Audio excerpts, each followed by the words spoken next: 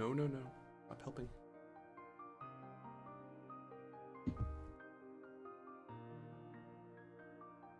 There we go.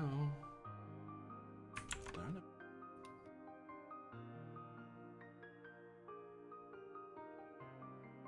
it. All right.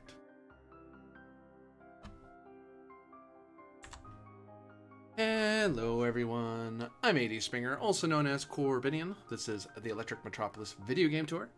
And today we are playing another episode of Fabula Ultima, the castle that would pierce the horizon, using the Fabula Ultima TTRPG system, or JRPG TTRPG system by Need Games. Posture check, because I am leaning a little too far forward. So let us get right into our poem of the episode.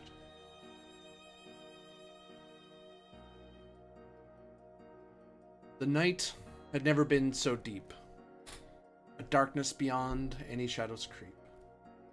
The stars withdrew, their light erased, and only the moon, dimmed and laced, with a veil of morning hung alone, a pale reflection of the world unknown.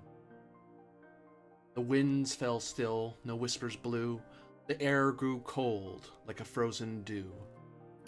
Fingers numb as if they froze, while unseen pressure around us rose. And then, a swirl of space and time, twisted reality in silent rhyme.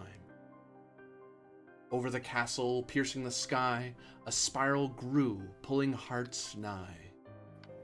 Gentle yet firm the pull it gave, a quiet beckon not meant to save, yet not a tear from overfilled hearts, for none could feel the coming parts. And just as sudden, the dream seemed gone, the stars returned, bright and strong. The moon now glittered, pure and clean, as if the night were never so keen. Our hearts refilled, set firm and clear, the weight had vanished, the threat disappeared. Upon the ground the Duke now lay, the realm protected night and day. A duchy safe, no more the bane of the Dark Lord's grasping reign. For with that seal, the darkness quelled, the countless realms in peace now dwell.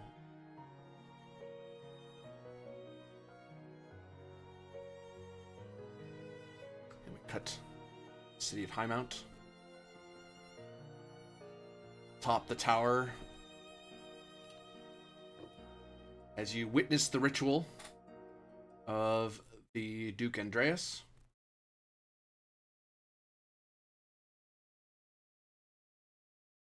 And I merely checked to see if he suffered all the more for it. Oh, hold. We have a couple of things we can do here in the scene to boost his chances. Oh? Yeah, I'm pretty sure we took many preparations. Yeah, well, there are a couple of things that we can do within the scene. Okay. Okay. I think Seven has something. I got something? Divination. Ah, right. I thought you were gonna say, like, I didn't steal it. No, we weren't. We weren't intimating that at all. You steal? Never. No, certainly not. Never. Borrow. So before he started the ritual, you'd already cast the divination to peer into the future. Yes. Yeah. Right, and we brought all that stuff that we bought to help him. Yeah, you essentially turn the roll into the only way he fails is if he blunders, which divination Yeah. won't I think that's prevent what we that. Because if it's a fumble, it's a fumble. Right. Additionally, if I have a moment to speak to him, I say, as a man of high station, I believe in your abilities, sir.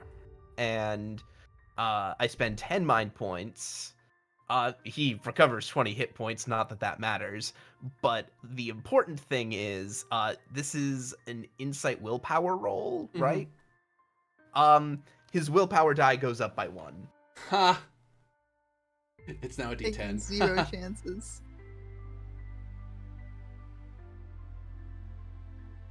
Because I assume he is an ally. Yeah. And that lasts until the end of the scene.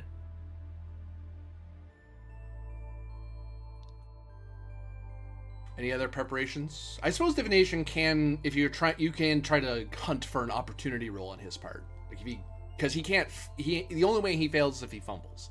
But if he gets some roll and you're like, let's try to get an opportunity out of it, you can fire divination to have it to try and give it another go. I think he still needs to get a 5 though. With all your bonuses, he's basically secure.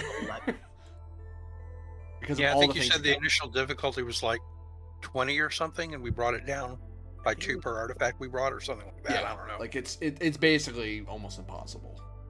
Okay. Yeah. But I mean, he could still roll like a 3 and not Yeah. crit fail, but fail anyway Any other preparations? by the divination. I believe not. Drum roll, everybody. No, can't be a fumble. There we go. 5 and 2 is enough. You wish to divination that roll. You guys think we can do better? I think. Well, we could also do worse, so I say we keep it and go Yeah, on. we. There are lots of doubles he could get. As long as he succeeds and gets doubles, that's an opportunity. Mind you, Well, it's a yeah, D12. why don't you re-roll the 2? No, it has to It's be both. re-roll You both. have to reroll Oh. both dice. Well, if you feel like going for it, sure. It's your power. I personally wouldn't, but if We the got rest 2 of no's. y'all- Huh? We got 2 no's then. Let's keep it as is. Darn, Yeah. I tried. So, as the poem says, so did you experience. The whole of Highmount, felt that, witnessed the event. You a lot closer, watch him, it's almost like he reached up into the night sky and clouded everything in shadow and darkness. And then it's like basically what he did is that he started summoning the Dark Lord to him before it was ready. And then reaching out through the entropic fabric of magic and just started twisting it like so much tablecloth to kind of shut him in that fold of magic, thus sealing it from being able to do anything. And because it's not fully formed, it can't really jump into him. All the artifacts that you gathered all vanish, are burned away in dark purplish fire, along with various candles and oils that were used to stain the ground. As it's at all those stars that people see and that you see, it's made brighter not just from the return of the stars, but from the fact that all the magic drifted up around him and around you and then flew up into the night sky as he's been sealed far away. The Dark Lord's soul is somewhere in the stars. Yeah. If anyone wants to go get him, they'll need a spaceship to get to him. Raise hand. That's next campaign, guys. That's a techno fantasy story. Time to free the Dark Lord to save the world. No. But the Duke does collapse. But it's a controlled collapse. It's the exhaustion of doing what amounts to a high level ritual that that basically drained him of like 50 MP just out of the gate. But he's a master of entropy. He's a dedicated spellcaster. That's doable, but he used a lot of power and has been preparing for this for a long time. The dumb Jessica comes to him and pulls his head off the ground and kind of rests it upon her knees as she kneels on the ground. She looks around at you all as she just kind of checks on him. But all of you felt right. You all have been part of rituals before, not nearly as grand as this, but you've done a couple rituals before, so you know what it feels like when a ritual is catastrophically failed. You've seen that happen. Rituals either work or they don't. They're kind of an all or nothing type of magic. And in this case, yeah, everything seems fine. So whatever he was trying to do must have succeeded. She checks on him anyway to make sure he wasn't hurt. And she just kind of, her eyes gaze and she just kind of nods at all of you, confirming that he's okay, just sleeping. It worked. It worked. Better than last time. Is it just me, or did all the artifacts just fly up into the sky away from us? Seems to have happened. I hope we got that copy of that map made first. The map isn't one of them. It isn't? I thought it was. No. Oh, phew. No, the map is a completely different, like... It's just a cool magic item, which you do get Ah. that map back. They by now they would have made a copy of it. Okay. There's no sense them keeping it here in the castle. The castle doesn't go anywhere. Still, in a way, it's good because some of those artifacts had pretty serious drawbacks, and now the temptation to draw on them is no longer in our face. And you've robbed the dark sorceress of their power. She is now down True. 4 artifacts. There's still one left she's gonna find eventually, but that's a problem for later. For now, she is down 4 very powerful artifacts that can rewrite reality and stuff. So, and she doesn't have nearly as much of an issue. Because of this night, the Duchy of Wakamal will remember the names of Zevin Demeril, Aether, Vibius, Lucius Avantus, and Brinius, and more Duncan forever in their history. For this was the day that the curse upon the family, the Duchy of Wakamal, and the bloodline of the Dark Knight that once conquered the region is now gone. So now, I mean, they still have an entropic master who can still master the stars and the power within, but they don't fear a Dark Lord descending on them now. They're still a Dark Sorceress, but that's a war for a different day. They just know they won't be destroyed from within. Well, I only have one thing I need to say to everybody. Party time? Big celebration? Right? Festival? Something? Good food? Music? Dancing? Free food sounds good. Indeed. I would say it is time for a celebration. Our popping Befitting place men excitedly. of our station.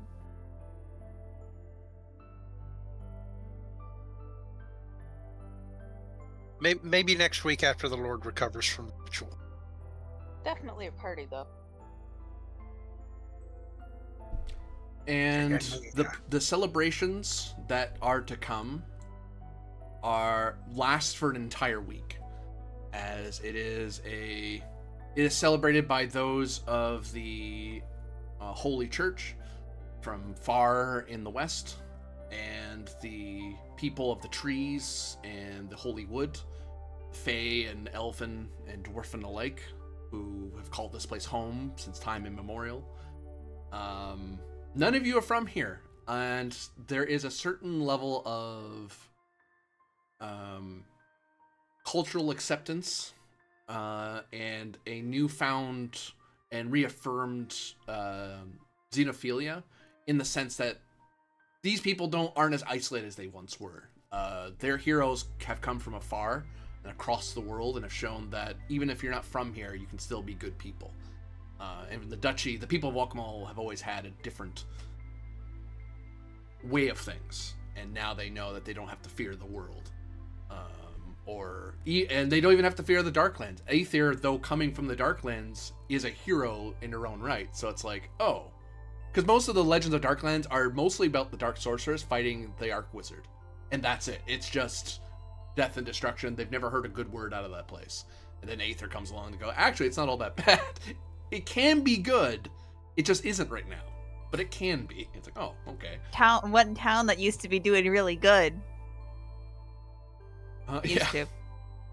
But I ask each of you, during this week of celebrations, what do you do? What mark do you leave upon the people of Highmount and the Duchy of Wakamal as a whole, as you get to see people from all over the Duchy during the week? Because you're the most popular people in the entire Duchy. Everyone wants to know who you people are. So you're buffeted with people almost all the time. Oh no. I will pick upon Zevin Demeril first. Well, if we're bringing people from all the realms, then that's a wanted criminal. Well, all across the Duchy. There are across some. the Duchy. Although I see your caution, there would be envoys of the Republic and the Sultanate. So that may be an issue. I would say that any envoy of the Sultanate who would, even if they thought you a criminal or could prove it, they will not be able to arrest you here in the duchy. Come back with a warrant. Like, well, even then, the Duke's like, they're a hero of the duchy. You may not touch them. Diplomatic immunity. If you touch them, I'll consider it an act of war. And no, they just watched. Their envoy would have just witnessed a powerful ritual get cast with very powerful artifacts. Like, let's not mess with the guy who can bend reality. Well, then it's party time. Have free food, free drink. We're probably partying across the various inns and restaurants across Mead Hall.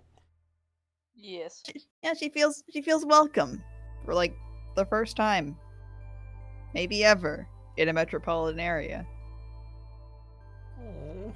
So you're saying the mark you're leaving is party hardy? Yeah. That's great. I love it. What of Aether? It's funny that you touched upon how the lesson that all the people of Wakamal, which I went back and looked through the Discord and saw that Wakamal is sort of like a gothic fantasy place, right?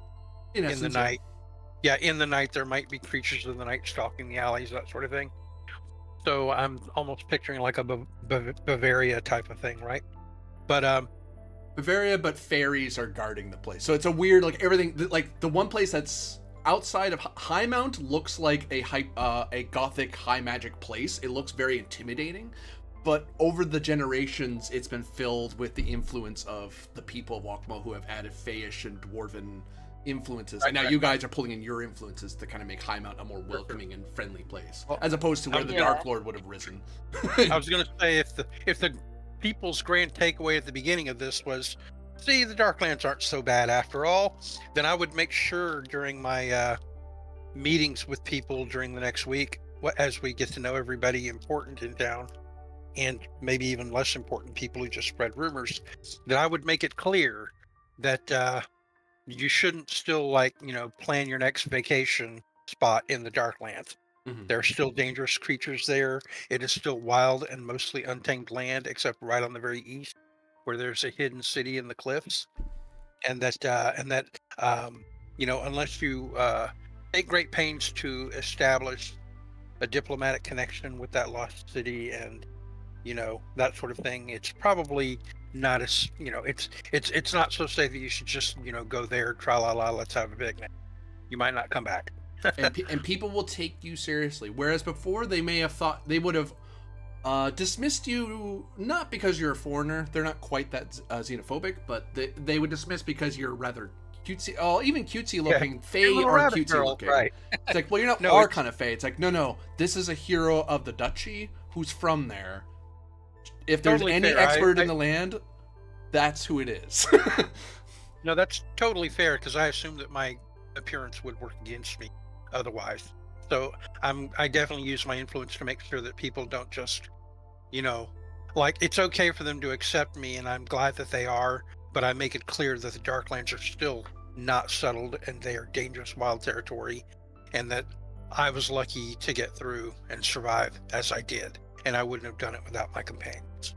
You're invited across the Imperium town to various nobles and heroes alike who, like, at first it's like you're the kind of person who's born, people ask you for stories, and you kind of, you'll tell them stories and go, but before you get all excited, that didn't just go away. There's still monsters out there. The undead still walk the swamps. There's a sorcerers out there. It's like, it's no joke. But eventually you start garnering some adventurers and nobles who ask to listen to your advisory because they are preparing quests and adventures to go down there to try to make armed quests into the land to try to bring the peace that Wakamal enjoys to the Darklands. So even if you guys never go back again, heroes are gonna, now that the duchy isn't worried about the Dark Lord anymore, now they can turn their attention upon a place that's in danger, because they thought the Darklands didn't have any people, really. They just thought it was just full of monsters and undead. It's like, no, there's people in there. They just hide. Not only that, there's like a city. Right. What was the name of that city again in the cliffs? I can't see the map, so I don't remember it right offhand. I got it in my notes somewhere. Hold on. It's in my journal. 1 second. Grimwatch. Yes, Grimwatch. I would stress to all the nobles and heroes that I meet that they should focus their efforts on creating a diplomatic connection with Grimwatch, who would make a fine ally and beachhead in their explorations of the Darklands. What of Lucius Aventus, and Vibius and Brinius? Vibius and Brinius, although they are treated as heroes as much as the rest of you, they know their duty to guard Lucius Aventus. Although they know you're in no danger here. No one in all of High Castle, Highmount rather, is going to come after you.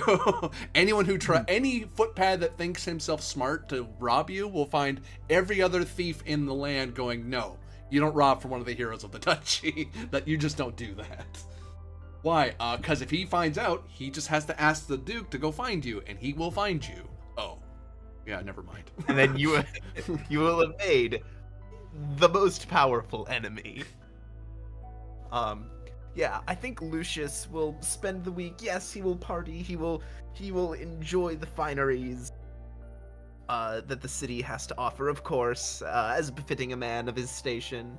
But he will also attempt to make inroads with the nobility of the city, and because as best I recall, Coriostellum and the duchy have had rather icy diplomatic terms. Mostly because the Republic is very bad at amiable diplomacy. It's very aggressive diplomacy. Do this or else. The duchy never responds to bullies very well. And in that case, yes, he will be attempting to make inroads and at the very least start those dialogues, and if not during his time here, at least begin building the groundwork for a proper embassy here in the city. You will get people who well, of course, the Duke is present for a lot of these because it's diplomatic contact between the duchy and the public. But there's also his high court, his conclave, and the Dame Jessica pops in from time to time. But she's like milling around in general. She comes in. It's almost like she comes out of the shadows, sort of the way Alexander would. Yeah. She just kind of shows up when she's needed and then goes away. Yeah. But the end result you will learn from all of this, one is that they trust your word. You get the feeling that before now there was a respect because you are a patrician family, a member of the Republic, and the duchy knows to respect that. But at the same time, they've always been leery and watchful of you. Right. But you've been, if the Duke's okay with you, the rest of us are okay with you. Now it's a lot different. If you tried to offer this before, they would politely decline and say something like, perhaps in the future, or something like that, like a very polite no, but it's a no. Now it's sure, if you can get the other side to agree. If you can get your republic, if you can go back to your republic and get them to vote on that, we're willing to send an envoy, or they can send an envoy to us. But if you can get it to go through, of course. Great. Yeah, it's no. Lucius is acutely aware of the speed of diplomacy and the slow turning gears of that, but he is acutely aware that during this first week of jubilant celebration, if they're gonna get their foot in the door, as it were, now's the time. Strike while the iron's hot, and start those wheels turning now. If I have to go back home and see how things are going back home, I can do that, but... And the Duke basically gives you, he's willing to give a signed writ to say that, so they don't have to say, well, how do you know? It's like, the Duke's own writ says so. He's willing to, but they know how your government works, you know how your government works. The Senate would have to vote on it, but it's like, hey, at least you have half the equation, because half the time is them getting Highmount to agree to this. Highmount has since the first few diplomats, has always said no. Because usually some idiot tries to set up a fort, and then the duchy goes, "No, you can't do that. We're not going to let you." Yes. What of more Duncan? More would probably enjoy partying with folks and also try to make ties with local merchants. Supply chain management and all that good stuff. I'll offer you two options here. You can either enjoy the celebratories and perhaps have chance encounters in the meat hall district. If you're looking for more settled high money types, Southward's where you want to go. Southward is where Imperium Town's where most people live.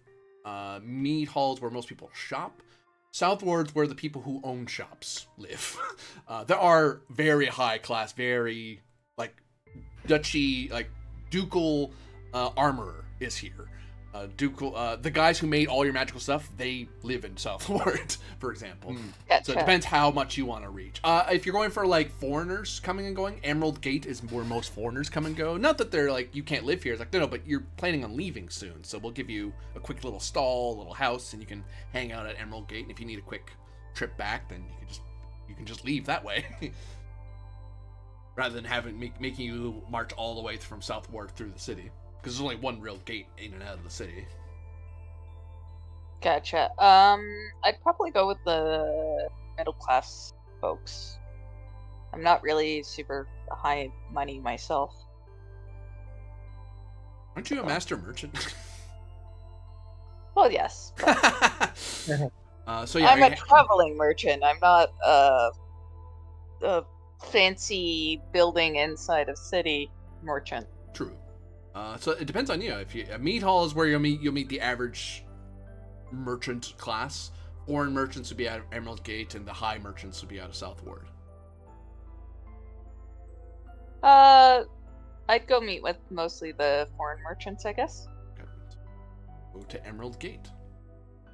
I'm more Duncan, and this is my favorite shop in the Emerald Gate. So each of you are going to benefit from a travel roll. I think the lowest is D6 because you're super safe here. It's just a matter of checking, more checking if something cool happens. Yeah, D6 is the lowest. Who wants to see if they have any weird encounters first? I already went first. Seven Demeril. 3. You encounter 3 different fine heroes who are of similar stripe to yourself, who are glad to meet you, just out of sheer, hey, look, it's someone who's like us. Yeah, you're running into people of similar bends of I think it might be fair to say of the would-be outcasts and rogues who aren't nearly as bad as society says they are, who have their own things, or maybe they are a little bad because you did actually steal that train, but you know, you didn't like rob the poor, you didn't burn down an orphanage or something evil, you know. Not an orphanage. Yeah.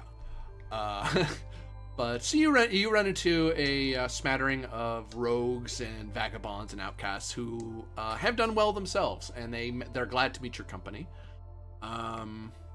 You meet one. You may choose, because of what you did, you may choose to ask me 3 questions about the Countless Realms, and I'll tell you what these traveling adventurers have learned. I'm getting a few minutes to think about that. I'll come back to you if you like. Yeah. Who's next? If you would just want to go in order of how you went before, I can go. Sure. Yeah. 4.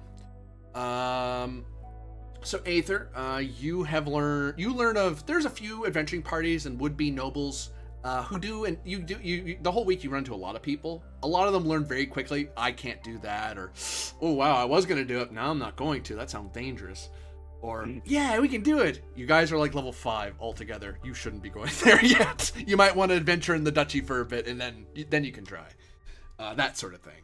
But eventually you do find 4 different groups of people who are willing to do expeditions into the Darklands, and who also seem capable of doing it. And you as you are a master adventurer in your own right. You've mastered at least one class, so in my mind, you are a experienced or veteran adventurer in your own right.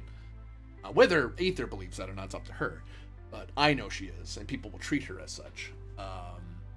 So you have that knowledge that these people are, if they're not at your level, they're maybe 5 levels lower than you. Like, they're within, they could probably take you by them. Like, you as a boss could probably fight these people, and it might be an even fight. Gotcha. So, well, right up until I cast Clones of Light. Yeah, well, that's why you're a boss fight. I was just saying, my imposter syndrome would probably prevent me from believing that I'm as capable as I am. But I would stress upon them that establishing diplomatic safety and beachhead and connections with Grimwatch would probably be their ideal starting point. Pulling up this map because, and I can write a letter of introduction for them to the ruler of Grimwatch, the Archwizard. Yeah. Yeah. I've got his name here. Give me a second here. You That's a good may. Well, actually, I pulled you to this map, but I think you might be pointing them all to the same place. You basically can. Stage. Huh? Oh, I'm sorry. That's the wrong name. Continue on. You can send 4 adventuring parties to different parts of the Darklands, and if you send a letter back to Highmount, you can learn what happened to them. Yeah, you guys aren't here anymore. Okay.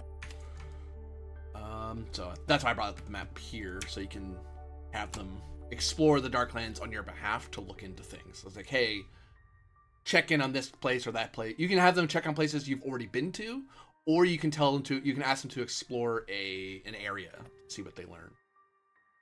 Because they have the benefit of, because they are asking you, and because you think they're good, they can just ask the Duke to use the Emerald Gate and be transported there. So they don't have to do the long, arduous journey. The hard part's getting it back. But right. These people look like they could fight their way back if they had to. Okay, well, what I'm going to instead recommend is that they actually see where I'm clicking here in the Darklands on the bottom left. Yeah, hold on. Let me get a pin to.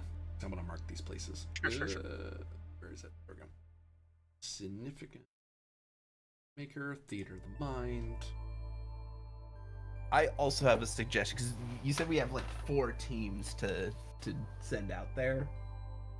Well, I was thinking they could go in force, maybe 2 teams together, so they're can back each other up. Okay, adventuring but party if they explore along the ley lines to the west where we didn't get to, maybe they can find the final artifact and get it away from the sorceress before she recovers it. Yeah, that would be what I think is the most important thing they could do. Here, another suggestion I have would be go ahead. To send a team back to the Whispering Ruins at that big city, because we only scratched the surface of the place. Eclipsara. Yeah. And then one team to Grimwatch to establish diplomatic ties. What do you think? And we can give the team going to Eclipsara the instructions that, like, once they're done there, they can regroup at Grimwatch. Good idea. Okay, yeah, that's what I think they should do if they're up for it. Yeah, they are glad to have because it turns into once you have like over the week you have that nice long discussion. You're like, all right, yeah, and then like they're like, we'll get back to you. Like everyone else, like, yeah, no, we can't do it, or yeah, we can totally do it. And you learn at that moment you're not taking it seriously enough. And maybe Aether coaches a different way, but they die if they go. And all it takes is a word from Aether to caution them, and they're like, oh, well, Aether the hero says we shouldn't. We'll take her word for it. She knows better. There's the 4 few are, we'll get back to you. We have to look into something. And they come back to you like a day or two later and go, okay, here's our plan. And you see the plan, all the things they prepped. And it's like, wow, these guys are they took every word of your story super seriously and probably ran it by a lore master, probably Dame Jessica, and went, okay, here's our plan. Where do we start first? It's like, well, here, and here, I guess. You two should go here. Perfect. So you want these guys to basically run this to explore this way? Yep. It basically hit the ley line where we didn't, hopefully, to catch the artifact. The last final artifact that the sorceress could claim before she gets to it. Perfect.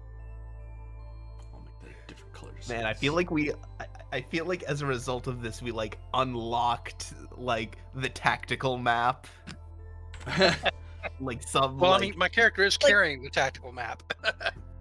It's like in Kingmaker when you get your first kingdom management screen. I love it. Yeah. Yeah, it's like we unlocked some kind of like management sub mechanic of the game. The management The sim map aspect of the zoom is game, out right? now. Yeah. Fun. Yeah, we I unlocked love like the management Okay, great. mechanic. I consider that time well spent for that week then. There's like a table Besides that we the have to partying go and meeting to people. in the castle. Yeah. Who's next? Thank you, Corby. Not at all. Be me. 3. You have a choice of 2 different ways you can go about this. Mhm. Because eventually, over the week, the Duke and the nobles and basically his conclave meet with you a few times. And by the end of the week, they figure out there's 1 of 2 ways you really can go about this. One is either paying you and your party as a whole, not each because they don't have that kind of money, 3,000 zenit to go on a diplomatic mission on behalf of on behalf of Highmount to the Senate. If you succeed at establishing the diplomatic connection, like a trade agreement, non-aggressive pact, something beneficial to Highmount in some way, then they will also bestow upon you the not landed titles per se. You're not nobility here, but you would be granted housing in the South Ward. So you'd be allowed to, you would be given homes instead of having to buy them. You'd have a free inn. Mind you, you could always stay at Castle Highmount whenever you wanted because the Duke likes you guys a lot. But you could have your own house or your own shop in Southward if you want. If you succeed. If you don't, oh well, we tried. That's one way you can do it. The other is you could have them send 3 envoys of Highmount, of the Duchy of Wakamal, to that place. But if you ever go there, you'll be able to get 3 free questions answered, because there's already envoys who are looking into how possible that is and getting back to you going, oh hey, you're here. Well, by the way, since you're asking, Yeah. So it depends if you want to go take on the quest or you want to send others to kind of do a mini quest for you. Either you take on the big quest or you send minor adventurers who are like level 10 or so to go, like, hey, you guys, go off there and find out what you can tell me. If I ever come around there, just hang about, because they'll do it the slow way, because they're not from there. But they'll get results because they're like level 10 adventurers, so they're no waste of time either. Well, and since this is over the course of the week, then I think Lucius would have the time to put this to the rest of the party. Easily. Let's say the rest of you. Would you all like to take a sojourn to my own home climes? I know where better to go. Go to the Sultanate. You have all the kinds of friends there.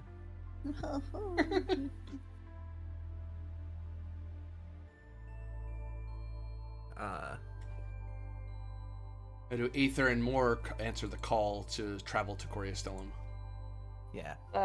I said sure. Sounds like a good idea. Very well. Homeward bound it is. I'm going to follow the group, generally speaking. Sure.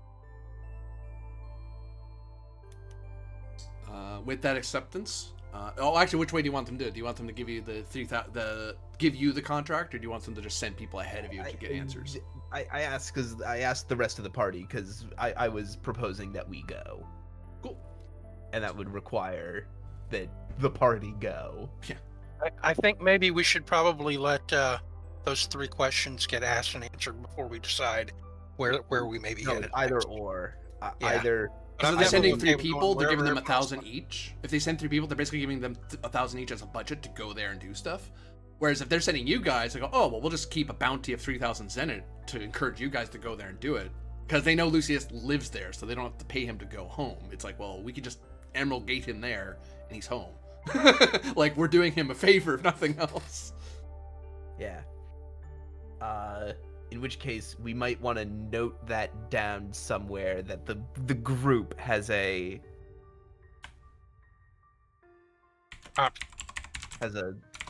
3,000 zenit pool,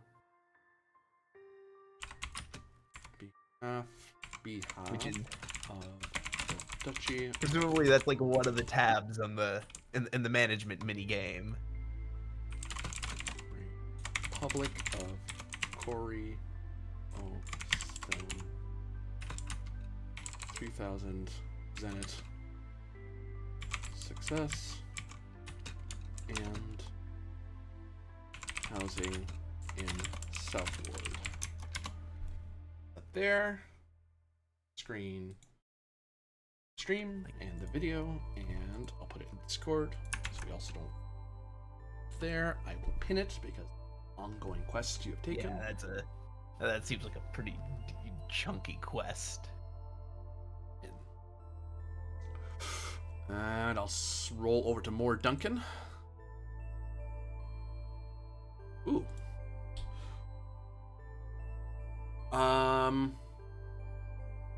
So, more Duncan. You have met 5 different merchants from across the countless realms, who have come to Emerald Gate, either brought here by other heroes or people like yourself who are like traveling merchant heroes who have managed to get to Highmount for one reason or another. And they're happy to meet another. You're the highest level merchant among them. You're the master merchant among other merchants. And you may either you have 2 different benefits. Either you can get 5,000 zenit due to the exotic trade market that blooms because of you, because you're able to establish a brand new like pop-up market between yourself and these other, because it's a master merchant around a bunch of other merchants going, well, wait a minute, we could like make a killing because it's a huge festival right now. So I get a cut, you'll make 5,000, they'll make like 1,000 each. Like, it's a huge deal. You're getting the lion's share. Or you may instead benefit from getting a discount on 5 different places in the countless realms, because you will have a letter of recommendation from merchants to 5 different places in the world.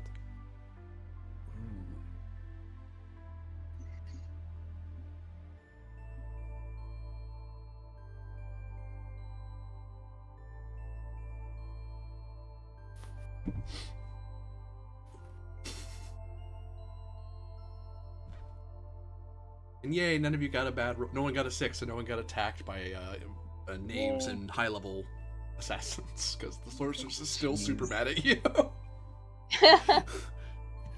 But they never found That would have been pretty exciting, though. Yeah. Would have basically been a solo fight with an assassin or a poisoner or something like that, because they would have jumped you. Yikes. If you got a 1, it would have been cool. a super good thing would have happened, which I wasn't sure what to do if that happened. I was like, oh god, I hope I don't roll a 1 or a 6. 6 it's a fight I think you guys could win. But...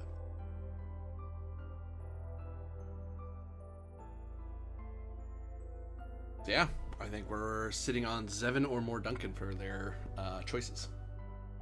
I'll pull up the big maps if you guys want to, because I know that's beneficial to you guys to think about your large, because I've asked you large scale things here. Oh yeah, he's not. don't have to worry. Not for now. Yay. Oh, one thing to point out, since we're on the big map. For one, the spiritual the spiritual duchy of Wakamal's clock is gone. The threat against the spiritual duchy is no more. The sorcerers of the Darklands is a threat, but that's a thing that the Duke can handle. He's between the Duke and the Archwizard. They can deal with her eventually. If you guys go deal with it, that's great. But it's like, yeah, the world isn't going to end. There's two powerful High Masters who are focusing on one High Master. That's a war in the long run she won't win. She needed the Dark Lord to occur for her reign to. And if that had happened, there would have been the most bloody war in history between the Duchy and the Darklands as two powerful Dark Lords waged war on each other. That would have spilled over into the adjoining realms. So it is very good you stopped that. The green clock goes away because that was representing how much danger you were on the road. You will find enemies in time, but for now you did escape the Dark Sorceress, and you're in the Duchy, so good luck catching you now. And because you completed one of the clocks, the world clock ticks back 2 places. Ooh. Ooh. Yay. As you prevented one of the grand catastrophes that would bring about the end of the world, of the countless realms. Well, potentially. The cataclysmic convergence, better way to put it, because you guys could win that big fight, but you've made that big fight not so close anymore. And what was the red clock? Do we know? Yeah, they're attached to each name. So there's a danger in the island nation of Tirgan Sigith Gotcha. and in the Republic and so on. In the island nation, there is a grand chasm that mysteriously appeared, and they don't know. It is growing. It used to be something you could stand on either side of it, and now it's so big, it's like a massive, think Grand Canyon size, except it's like a bottomless pit. So Right. And then there's something in the Republic which you want to go check out, like now. And Well, presumably we'll stumble on whatever is going on in Noble Republic when we go there. But the quest hook is this diplomatic mission. Sure. And what's going on in the Sultanate exactly? Do we know? They Don't are. know. I was gonna spend one of my questions on that. Oh, sorry I said anything. Please continue. There's like the general news from the people, but you ask the underclass, and the underclass will tell you things that you wouldn't hear otherwise. So, okay. Well, I was going to give a general answer, but now I'm going to give you a more specific answer. So the specific threat the Sultanate of Askara is facing, the Empire of Knowing, the Sultanate of Askara, they are the sole, as I understand it, they are the sole techno-magical empire in the countless realms that you're aware of. Because the Spiritual Duchy is more natural magic, the Noble Republic is high fantasy. Well, the Spiritual Duchy is high fantasy, Noble Republic's high fantasy, stuff like that. Like most of the world's high fantasy, they're the outlier. They're the ones who basically dug deep into the ancient ruins and found precursor ruins to find high-tech stuff. That's why you've trained. That's why you have a person with a magical gun. So that's how their nobility have triumphed and expanded as far as they have. And they have been plumbing into the Grand Desert, establishing little camps to investigate ruins. But there is one great precursor ruin out in the desert that no one's allowed to go. If you go there, you are killed on sight unless you're authorized to be there, which you need like a special writ to go there. This is stuff that just that Zevin just knows. Like that's just common knowledge to people in the Sultanate. Like everyone knows that that's what the Sultanate's trying to do. The new information you learn is that there is rumors that they found some sort of grand war machine in the great precursor ruin, all the way out in that desert, and they've sent some of the greatest lore masters and magi to try to awaken it. And some of the adventurers are like, you know what? We're just gonna get out of the Sultanate. We're not gonna go there. Like the person who was out there was like, I was adventuring. Hooray! Let's explore the. Oh dear God! No, no, no, no. And they intend to go, no, no, until they leave, until they get as far away from there as possible. It looked like. Excuse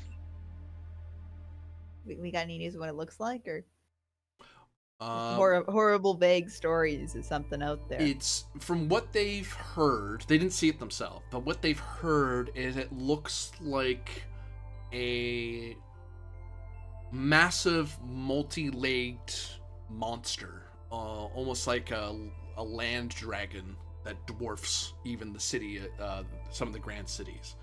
It's almost like that entire ruin is meant to contain this one war machine. Supposedly it has cannons as big as a train.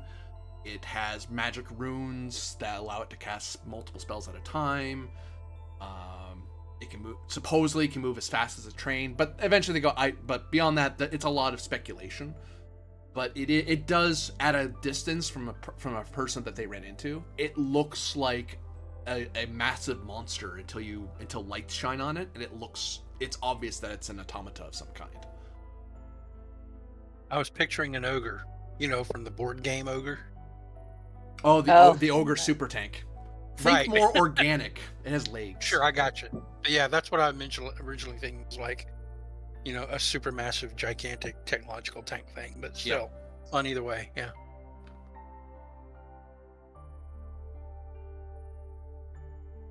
What other questions do I have?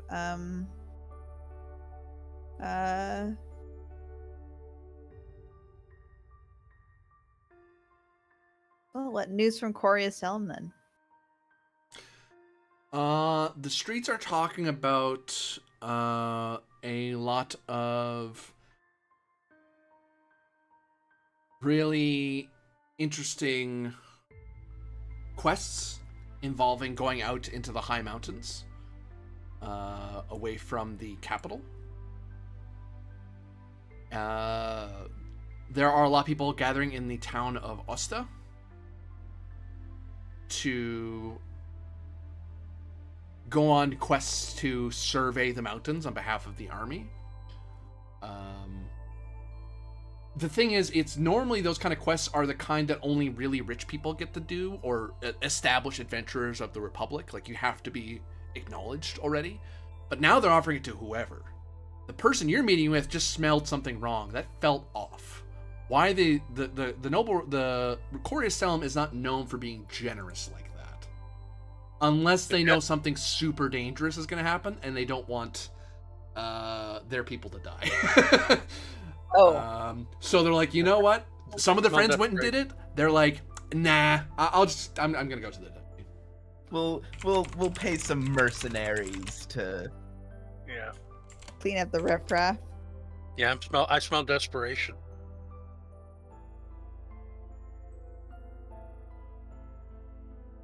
Okay. But yeah, if you're looking for work, if you really want to find out more, supposedly the people offering the job is in Osta, in the mountain town of Osta, which is like, I didn't go. It felt like a trap. I don't want to go. Okay. Well, one question left. I think we should spend it on what the best way is to get to Coriacelum. Yeah. I can push that back to you. The Emerald Gate. Yeah, they just drop us off. Yeah, but then she has no train. We want our train, don't we? The train will follow either tracks. Tracks exist between major city-states, so they're not used terribly often, especially in the Noble Republic, because as I recall, the Republic isn't high-tech. Correct. So there's probably old trains, but Zevin, you know for free that especially from your book of ley lines, that if there's a major city center, there's probably a ley line somewhere coming out of it, because people naturally build on ley lines whether they mean to or not. If they're really smart, they do. If it's a big city, it's almost certainly on a ley line. Whether the city creates it or it was there ahead of them first, right? Yeah, that's a different question.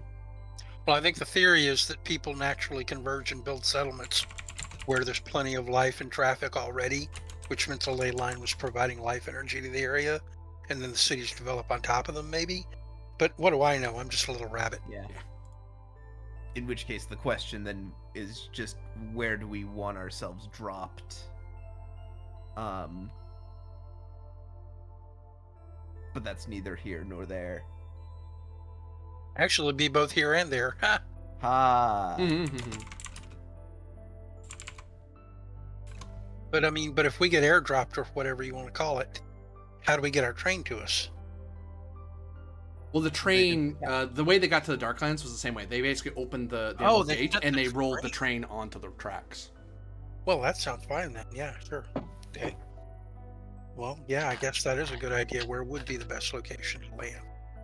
That's a good use of that question, I'd say. Yeah. Well, about that stuff happening in that one town here. Who's the scummiest guy involved?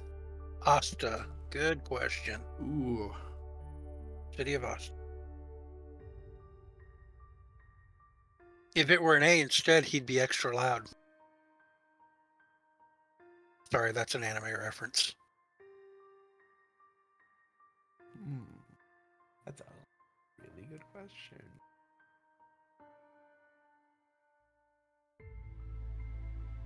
Nobody's seen Black Clover? I have Nope. not yet. I have. I was figuring something out. Sorry. If you'd like to just take that question and hold it in your pocket until we see someone or mention it, and then be like, "Yeah, that's the guy." Oh, I got something for you. That's pretty good, though. You learn from someone else. The first person you asked was like, they knew about it. They just didn't go. The other person did go and then learned this guy was there and went, "Oh, that guy? No. It's like, you don't know that guy's there." I left the minute I saw he was there because he's a rat. And I should know, I'm a rat. Yeah, like I'm a rogue, but he's a dagger of a different color. Vulcan Silvertongue Dravos. Oh, that's awesome. Anyone nicknamed Silvertongue has got to be someone very special. They are a known smuggler and blackmailer who has made their wealth across the Noble Republic, being quite ignoble and frustrating the law of the Republic, going after patricians and common folk alike. As long as they find a secret of yours they can hold over your head, they will press you with it. Their threats are serious. They will. If you don't take what they want, they'll out it, and there's no one's known a way to stop them from doing this. But they always act so friendly, like they don't seem that way. If you know of them, people in the shadows know of Silvertongue. The average folk just sees this very friendly, smiling person who's there to help you out. Don't worry, you're in a dark alley. I'm here to protect you. Just come this way for a second. So tell me about yourself, and somehow people naturally give away secrets. Either about themselves or about people around them. And they're like, you know what? I'm not dealing with that person because if I talk to that person, they might trick me into doing this, or they'll learn something I don't want them to know. Whether they're a sorcerer of some kind or not, they don't know. But supposedly there's a group called the Pale Syndicate that, whether the Silvertongue runs it or is a part of it, they're not sure. Pale Syndicate. It's one of those things where, like, it just was so many things of, only rogues and outcasts like yourself go, no, I know who that guy is. He's a master of what I am. I'm not going there. He's gonna get me in trouble. I have no way to get. He's gonna scam me to scamming everyone else in this room. I want no part of him. There are other terrible people too, but that's the one person who's probably the most influential, the most scummy of them all. Ooh. I'm bag. Oh, thank you. Oh man, that's awesome. Sort of a fantasy kingpin type. Oh, I love Yeah. that. Yeah. Yeah, we're going to Fantasy Italy. Is gonna make us an offer we can't refuse.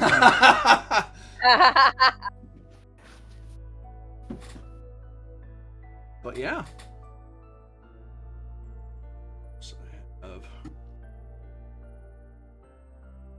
Wait, why am I doing this the slow way? No. I blew away a city by accident. Guys, already on the map. Pull you back. You can go away.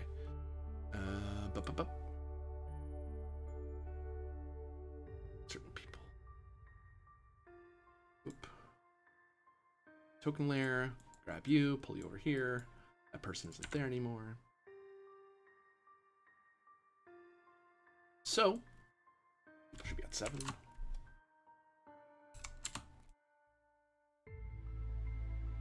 A week of celebration comes and goes. You have met many folk from many stripes of life. And... Oh, sorry. More Duncan. I still need the answer for your thing. I almost skimmed over that. Sorry. Answer... Sorry, I've lost track of what you were... So your offer is either to make... You met 5 merchants in the Emerald Gate area. And you can either do a pop-up market where... Because there's a huge festival going on all week. Yeah. And make 5,000 Zenit as your cut while everyone else gets 1,000 each. All the other merchants, I mean. So that's why you're getting the lion's share because you're the master merchant. And yeah. you know how to get them stalls.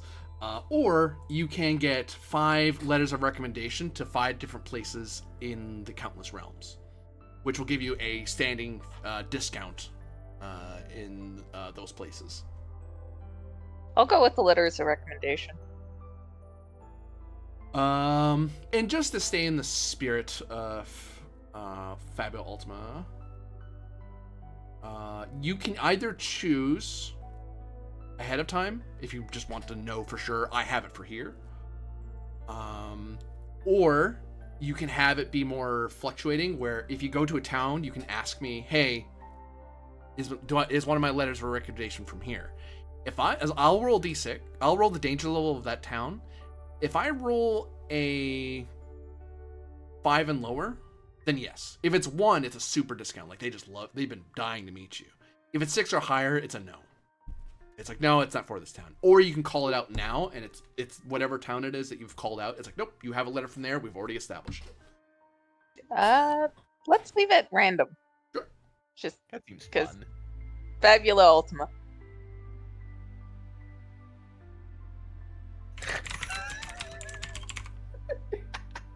What? I see you saw the gift I left you in the Discord. Stupid, it's so dumb. It is dumb, but that's why it's funny. So note that in your equipment or somehow, as you like more, Duncan. Noted in my journal. So.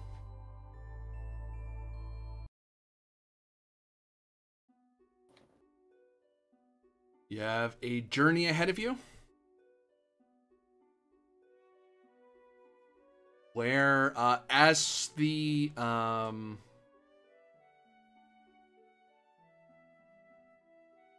also I'll highlight again that because you are heroes of the Duchy of Wokemol, anytime you come back to the castle that pierces the horizon, the Castle Highmount, you can, from this place, be teleported to anywhere on the map.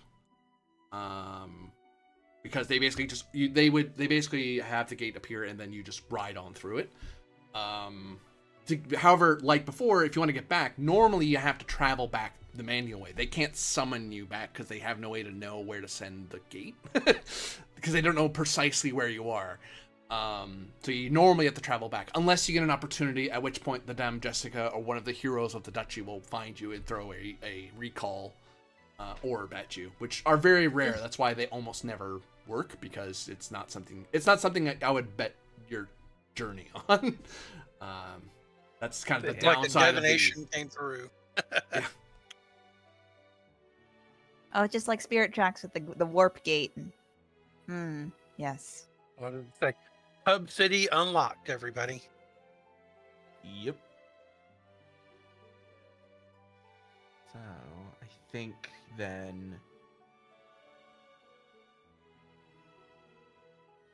Okay. I think the thing that we need to determine is where a ley line that is maybe like a single day's travel from I assume we want to go to the main city of Corio, and maybe find a place to drop us that's like a day's travel away, so that we're not just dropping right outside the city of Corio. That's coming on a little strong. I believe the map I carry actually has the ley lines on it if we seek for that info. That And I consult the what's it called again? Let me check my equipment and tell you the name of the item again.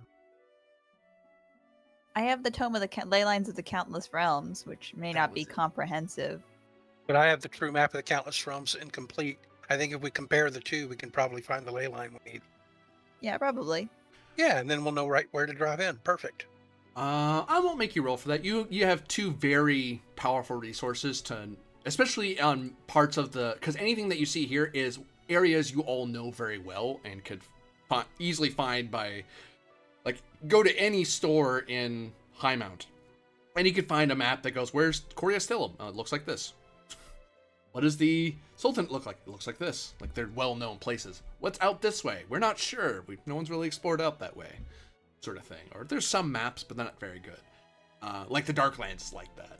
Is very unmapped by most people. You're the one of the few people that have actually bothered to map the place recently. So as long as you're 2 hexes away from Corio, you're okay. The best places, as I zoom in here, is to Corio, the capital. Because your train travels 2 hexes. I would say, who's the closest out of the 2? I think you're closer. There'd be a ley line. Get line.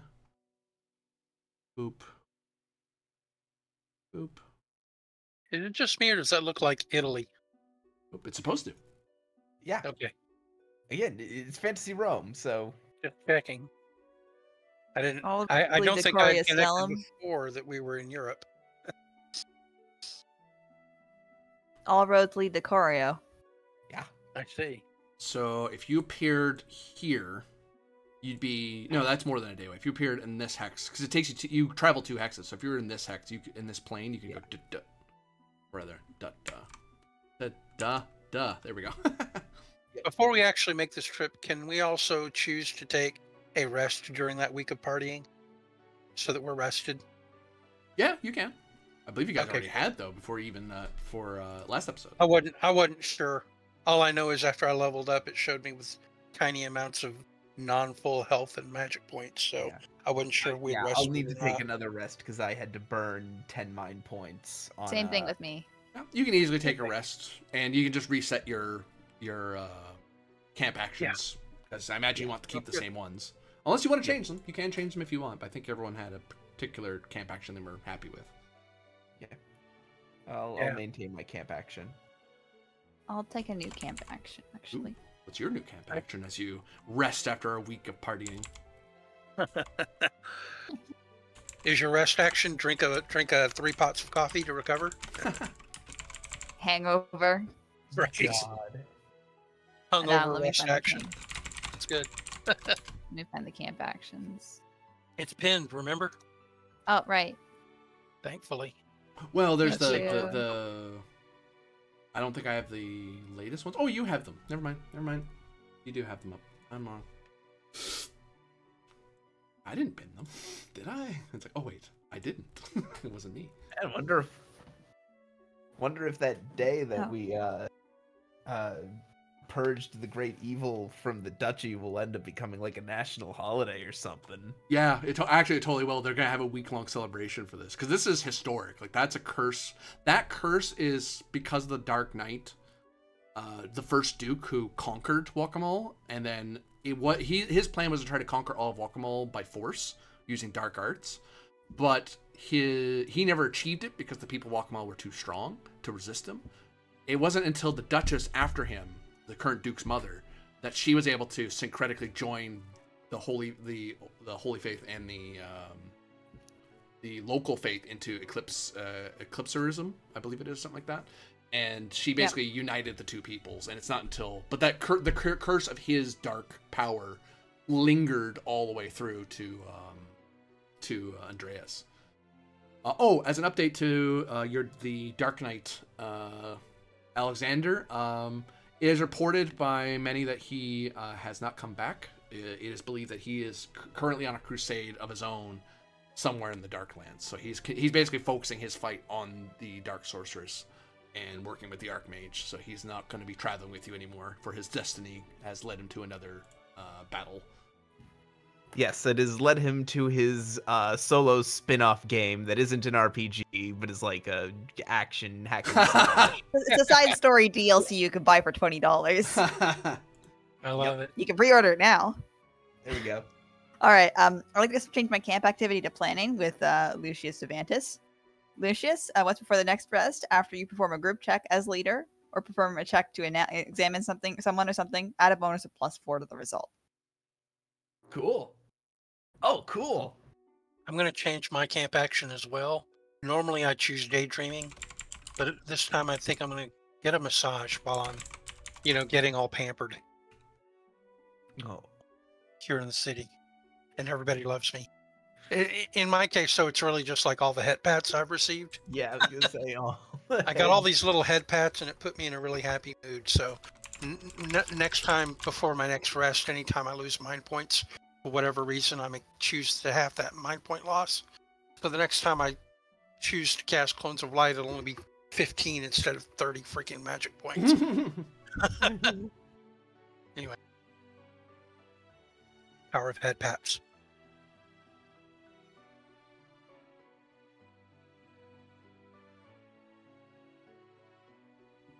All right. The last thing I'm gonna do before we head up is Seven's gonna buy a whole bunch of Magitech stuff and store it on the train. Because once we enter Coriastellum, finding parts becomes a lot harder, and I'm already buying black market. We're getting this across the border, or this is really old and they were willing to sell it. Stuff. Mm-hmm. Yeah, because there's some trade between the Sultanate and the Duchy, but it's a very tense trade. Mostly, it's if they buy anything, I imagine it's from the middle town, like the border towns here and there. But the farther we get away, the harder it's going to become. Oh yeah, yeah. Especially with the Chorus Town, because they're very low magic. They're high magic, but they're high fantasy, but they're low magic. Though they do like having magical weapons, because,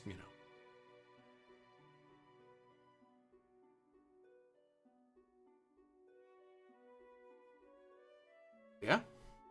Ready to go?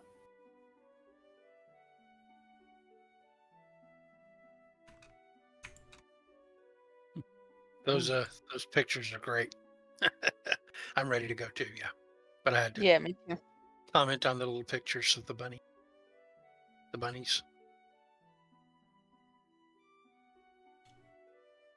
So, where would you like the Duke to set the Emerald Gates to? Thinking here?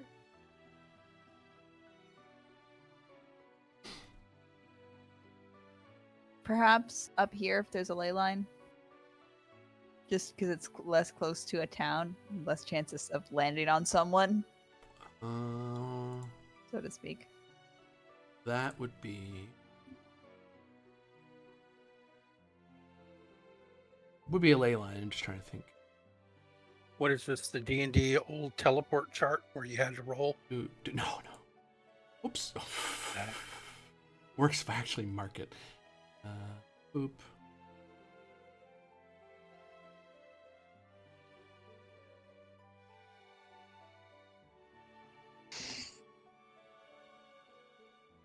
That one, and then splits. Oop. Probably.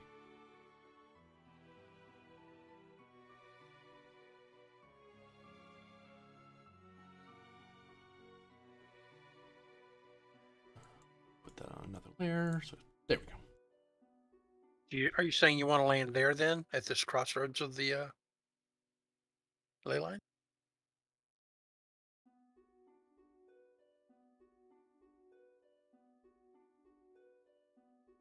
Oh yeah, here works. So, the grand gates. Oopsie.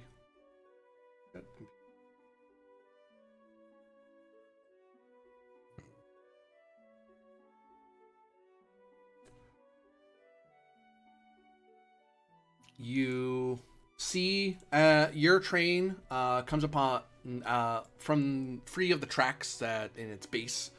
Once you, and as I said, they would have already helped you grab it from the Darklands and very quickly ran it back over the tracks.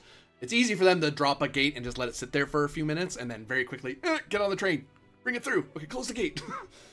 That's easier than set someone off and then once you leave and the gate goes away, they're like, now we don't know precisely where you are. Yeah, you see these grand greenish gates, the doors glittering in the sunlight, as I imagine you want to arrive during the day. Various people come to watch. People kind of come to watch the Emerald Gate open anyway, because it's always cool to see it open and show a whole new world. That's why some people just like to hang around the Emerald Gate just to see what happens. But a lot more people come here because they know the heroes of Guacamole are going on a journey, and more so, they know that you're going on a quest that you've already assembled with the nobility of the city. So, I will also add, Zevin, if you wish, you may sell tickets and try to get people to come with you to through the gate, because they're like, well, I mean, you can save me a trip. If you want to do that, I would roll a d6. For the higher I'd roll, the more you get that many hundreds of Zenit. If I roll a 1, you get a very special person who, like a noble, says, I'm bringing me and my entourage, and they'll pay you 1,000 Zenit because they're doing a special. They want the most special accommodations possible, and they want you guys to guard them.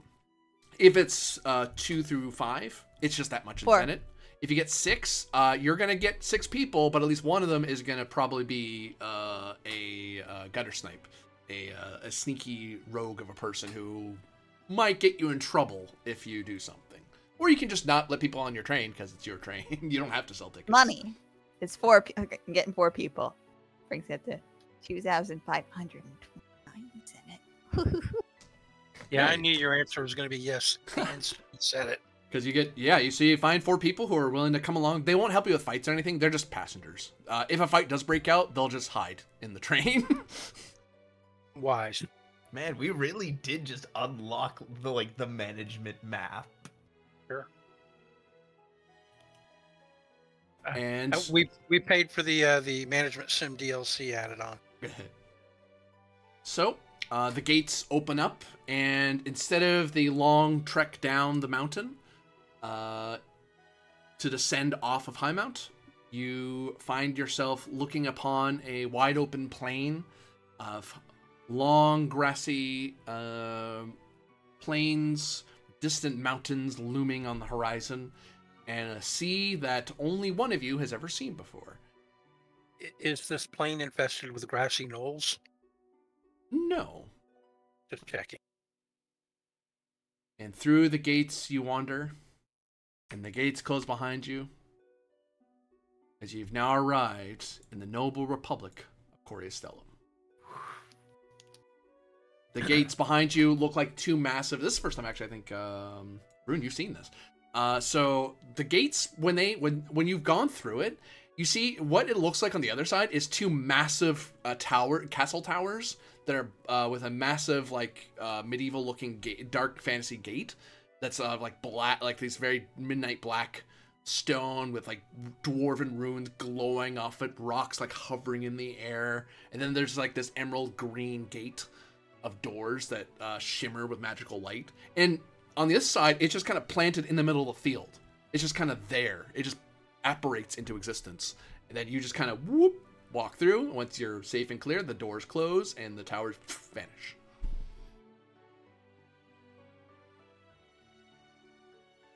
Boy, that is never not going to be awe-inspiring. Yes, yes, it is quite impressive. But you know what's even more impressive? And Lucius looks out over the fields and the ocean. Ah, my wonderful home. Just taking that sweet, sweet sea breeze over the plains. There's nothing like it. Smells like salt. Aether is busily trying to brush down all of the hair that is standing up on end from the static electricity of traveling through all that. It's going to And take her it is about in- 15 minutes. Indeed, and it is most certainly worth its salt.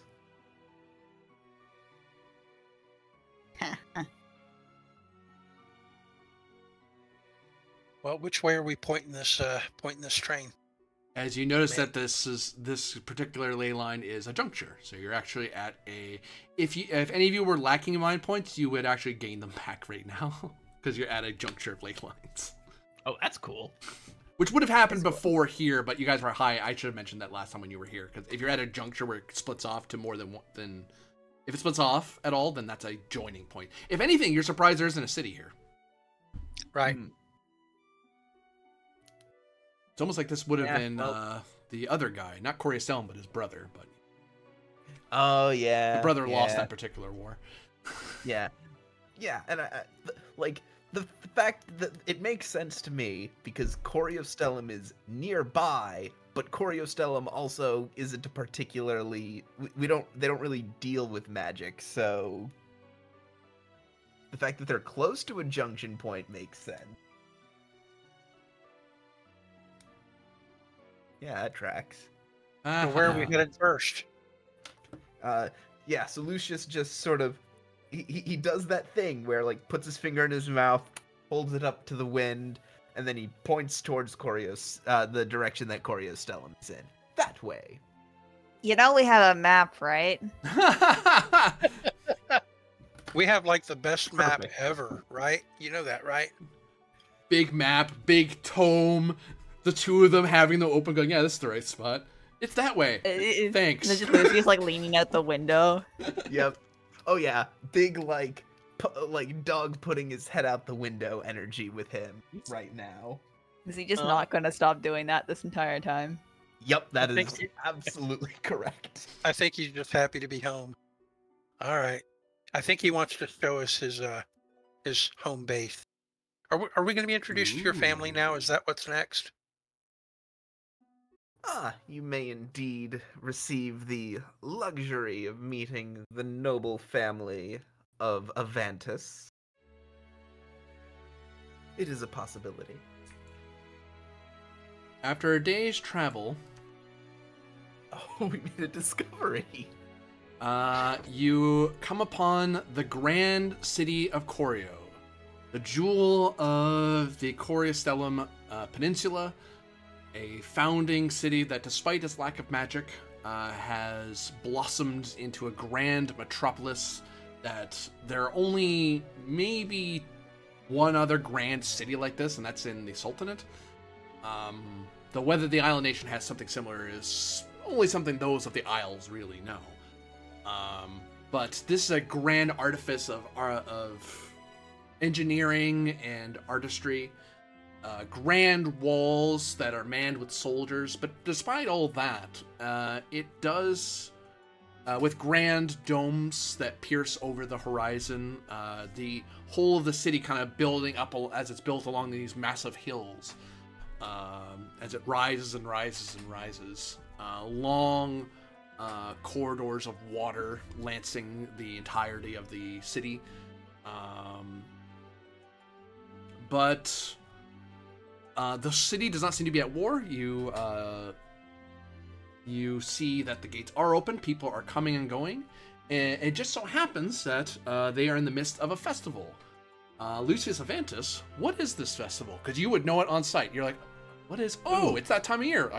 It slipped your mind because you weren't home. You weren't expecting to be home around now. It's like, oh, it's this time of year, right? It's this festival. Yeah. Do we have a vague idea of like what time of year it is? I would say it is early autumn. Cool. Then yeah, this is. So even though Coriostellum is a major metropolitan city, it still maintains some of those traditions back from its like earliest agricultural days. And so there is a harvest festival. It's not it's a harvest festival in name only. Well, if I may help add in a little something, an idea I can throw at you. Yeah. Well, I mean, if it's a non-magical metropolis, it has to be supported by huge amounts of farmland around the city and, trade, right? So a harvest festival and lots of harvesting surrounding the city would all be very hand in hand. Yeah. Like with no magic, it would have to have huge amounts of farmland to support Yeah, the so population. it's like a big old like harvest festival. Like even as hoity-toity as the city, like the big capital city can be, this is the time of the year where everyone celebrates the agriculture and the farmers. Even the higher of the nobility celebrate the farmers because that is where the city got its start. And probably Lucius probably also was starting to get a sense for it, as we traveled, because you see it in the energy of the surrounding farmland. Sure. That it's the harvest season. Now, what they are currently harvesting, I leave up to the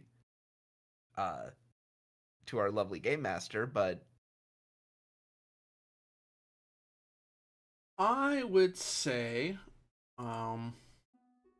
that it is large amounts of wheat and fish, and Olives. fair amount of olives would be very popular in the peninsula. Various forms of it, pressed or whole. And the Harvest Festival mainly would focus upon the fruits of the Republic, but they do benefit from exotic foods because they also hold territory. If you look further and further down, they actually have land on the far southern Grand lands, which they have claimed as part of their empire of the Republic. But they don't have any grand cities or towns there. There's just the local populace that already manage the area, and they benefit from the military of the Republic. So there's like dates, various spices that come as well. But so there's a grand tradition. I imagine there's that little inject of traders bringing in exotic things here or there. To that end, for the duration of your time here in the city, everything in town is actually at half price. So resupplying inventories cheaper, rooms are cheaper, just because they're trying to encourage people, rich and poor, to come to the harvest. It's some of the money it's being funded by some of the patricians showing off that they're rich. It's like, well, we can afford to cover you a little bit. Covering all of it, we're not that rich. Also, we like money, so pay up. So yeah, you and you guys don't have to prove that you got here in any special way. The guards just assume that your train is one of many other conveyances that come and go. They do look very puzzled at the fact that it's rolling along a magical ley line, which the guards don't understand. But you know what? They're seeing people from all over. They're seeing like sailing ships and wagon trains. A train that runs on magical rails, that's weird, but like, that's not the weirdest thing they've seen today. So you actually managed to get in without much fuss. They don't check you, they don't ask you any questions, because it's a festival. Everyone's supposed to be coming, so go ahead, come into the town. Nice. May I conjecture what the weirdest conveyance they've seen today is? You may, but I'll correct you if it's too far-fetched for this world. Well, I mean, it was really more amusing than anything else. I was thinking, maybe they've seen some people arrive like ghost riders in the sky driving a herd of ghost cattle to to arrive for the festival? Probably, actually. Ghost cattle for slaughter. Like, we're not sure what to do with you. Just go over there. We'll figure you out. Hold on. Let's find a lore master to figure out what you are. Can we even buy that cattle? I don't know. Sorry. All right. Man, we're just going from one cool festival to another. Yeah.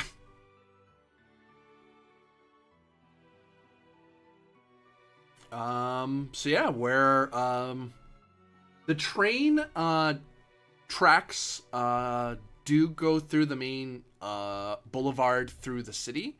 And you know from your maps that it does basically go through the central market area and then it goes out the other side in the south gate. You do have to drive very, very slowly while you're in the city. You can't really go because you risk running into people. But, you know, it's during a festival, so even though that's annoying that you do that, frankly, you're not the only large vehicle that's here. Ooh, so it's one of those, oh, well, hold on, let's get guards to stand in front of your thing and walk in front of it so no one walks in front of your train or whatever it is. It's like a big central, it's a big, central bridge canal, aqueduct thing. Mm-hmm. Ooh, I like that. And yeah, so you can kind of park your train at the next juncture point where it turns to the south or somewhere in the city. There's no real train yard because they don't have one. Right.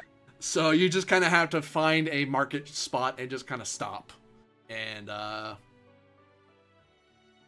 yeah, you can stop in the city or you can keep going and try to park somewhere else, but you'll probably get a fuss if you just stop in one of the side streets.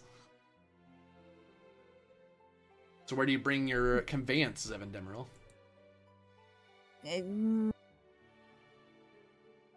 Side street, I'd say. It's somewhere where I can park it and it won't stop traffic entirely, but where it's out of the general flow. The only way to be completely out of flow of the city would be to be outside of it. The one place where people wouldn't mind you stopping is the central market. Because it's basically a large plaza where lots of wagons and bazaars have popped up. So you kind of just stopping along it, it just looks like you meant to do that. Because you can make new tracks. It's just it's a difficult thing to do. And how long does this festival last? It lasts for 6 days. So for the next 6 days, it's present. Actually, I'll put up a clock. Basically, you have a safety clock essentially, so that will count down because that's the festival ongoing. Yep. Yeah, I'll take Lucius's recommendation for where we're parking. Right there should be fine. Incredible. We have arrived right in the middle of the week of the golden harvest. You know, they say it is,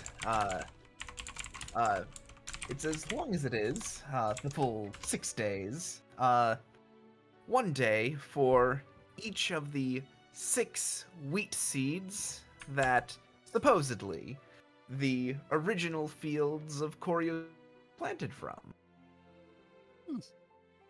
As long as you don't tell me that the traditional dinner is rabbit, then we're good. Not this year. I mean, well, I'm sure some do, but they also eat everything. It is a time of bountiful plenty, and believe you me, for Koryo Stellum, that's saying something. I wonder why am I all the way down here? I'm going to lean over to Seven and just say, is his whole family exactly like he is? I think so. No. Maybe worse. Oh, no. Oh, wow, look at that. Ooh, look at that. Lots of people ooh and ah at your vehicle, because what the hell? Most people here have never seen a train this close before. She's gonna hit the horn. Question for Corby. When you were rolling a Wee. d6 before you got a 1, was that an opportunity for us? Yeah, that's why the festival is happening. Ah, because gotcha now. Okay. People back off because it's really loud because they were way too close. And then there's like, ah! And then, oh, yay, that was cool. I meant to do that. Are all our passengers disembarking here at the city? Once they know you've parked, they're like, okay, thank you. Wow, we got here in a festival. Good luck for us. Actually, because you arrived to your drink festival, you will gain a bonus 100 Zenit because they give you a tip because they think you did that on purpose. Huh. There you go, 7. Well, if we were all also receiving, did you say 3,000 for the group? Why don't we just each add 750? You have not gotten per that money person? yet. You have not gotten. Oh, we haven't got that money yet. Got it. You have to succeed first. Oh, Okay, cool. no worries. Zevin enjoyed the ride here. She actually even took out her little ponytail holder to let her hair blow free. It's all a mess now. But it's nice to be able to use the train and not need to worry about, like, sticks hitting you in the face or sand. Yeah, Gets sand's the word. Sand Of course, it's rough everywhere. and gets everywhere. Aether will lend you her numerous brushes for your wild hair. She seems like a little embarrassed that she's caught like this, but she'll nod and take them. You need help? It should be fine. It's been a while since I last combed. Give you a thumbs up and Little kids make make toot toot, blow it again. Stop bothering them. Stop bothering them. No, but it did it before. Maybe they can only do it once a day. Who knows? Please come this way. She'll do it again. Yay! Some parents are like, oh no, now I'm stuck here for a while, as they're gonna, and others are like, ooh, cool. So some parents are happy, some aren't. Some people, one unfortunate soul was like really close, like, huh, what was that weird noise? Ah! Oh, it came from that. And then there's a look of they're gonna kick it and be like mad, and then some guards give them a look of, don't attack travelers, and it's like, oh, I'm just gonna go over this way now. oh, I have a fun little bit I'd like to do. When all the passengers are gathering their, their luggage and getting ready to disembark, and putting together a tip for 7, I'll quickly put on like my little maid uniform, my backup maid uniform, and I will lower the gangplank from the train for them all to disembark comfortably, and help them all with their luggage, and basically, act like a little semi-maid conductor for them all to exit, and have an official person helping them off the train. Give me willpower as part of it as you go there and you help people out. Yeah, this is like how good of an impression you make upon the travelers, but also people watching this happen, like the people of Choreo watching you do this. Before I make this roll, I'd like to say that while I would love to leave a wonderful impression, and plus how cute she must look in that thing, I would like to voluntarily fail the roll in order to gain a Fabula point. Oh, fair enough. I will deal you 1. There you go. And get a nice comical result. Or whatever you want to do. Yeah, as the failure, there is a lot of... The people of Guacamole are happy because they know who you are. You're a hero of Guacamole. You're this fine person. And even when you drop some of their baggage sometimes, because, you're not actually a maid, and you're not in one of your monstrous forms, it's hard for you to handle some of it, and they don't mind. They're like, oh, that's okay.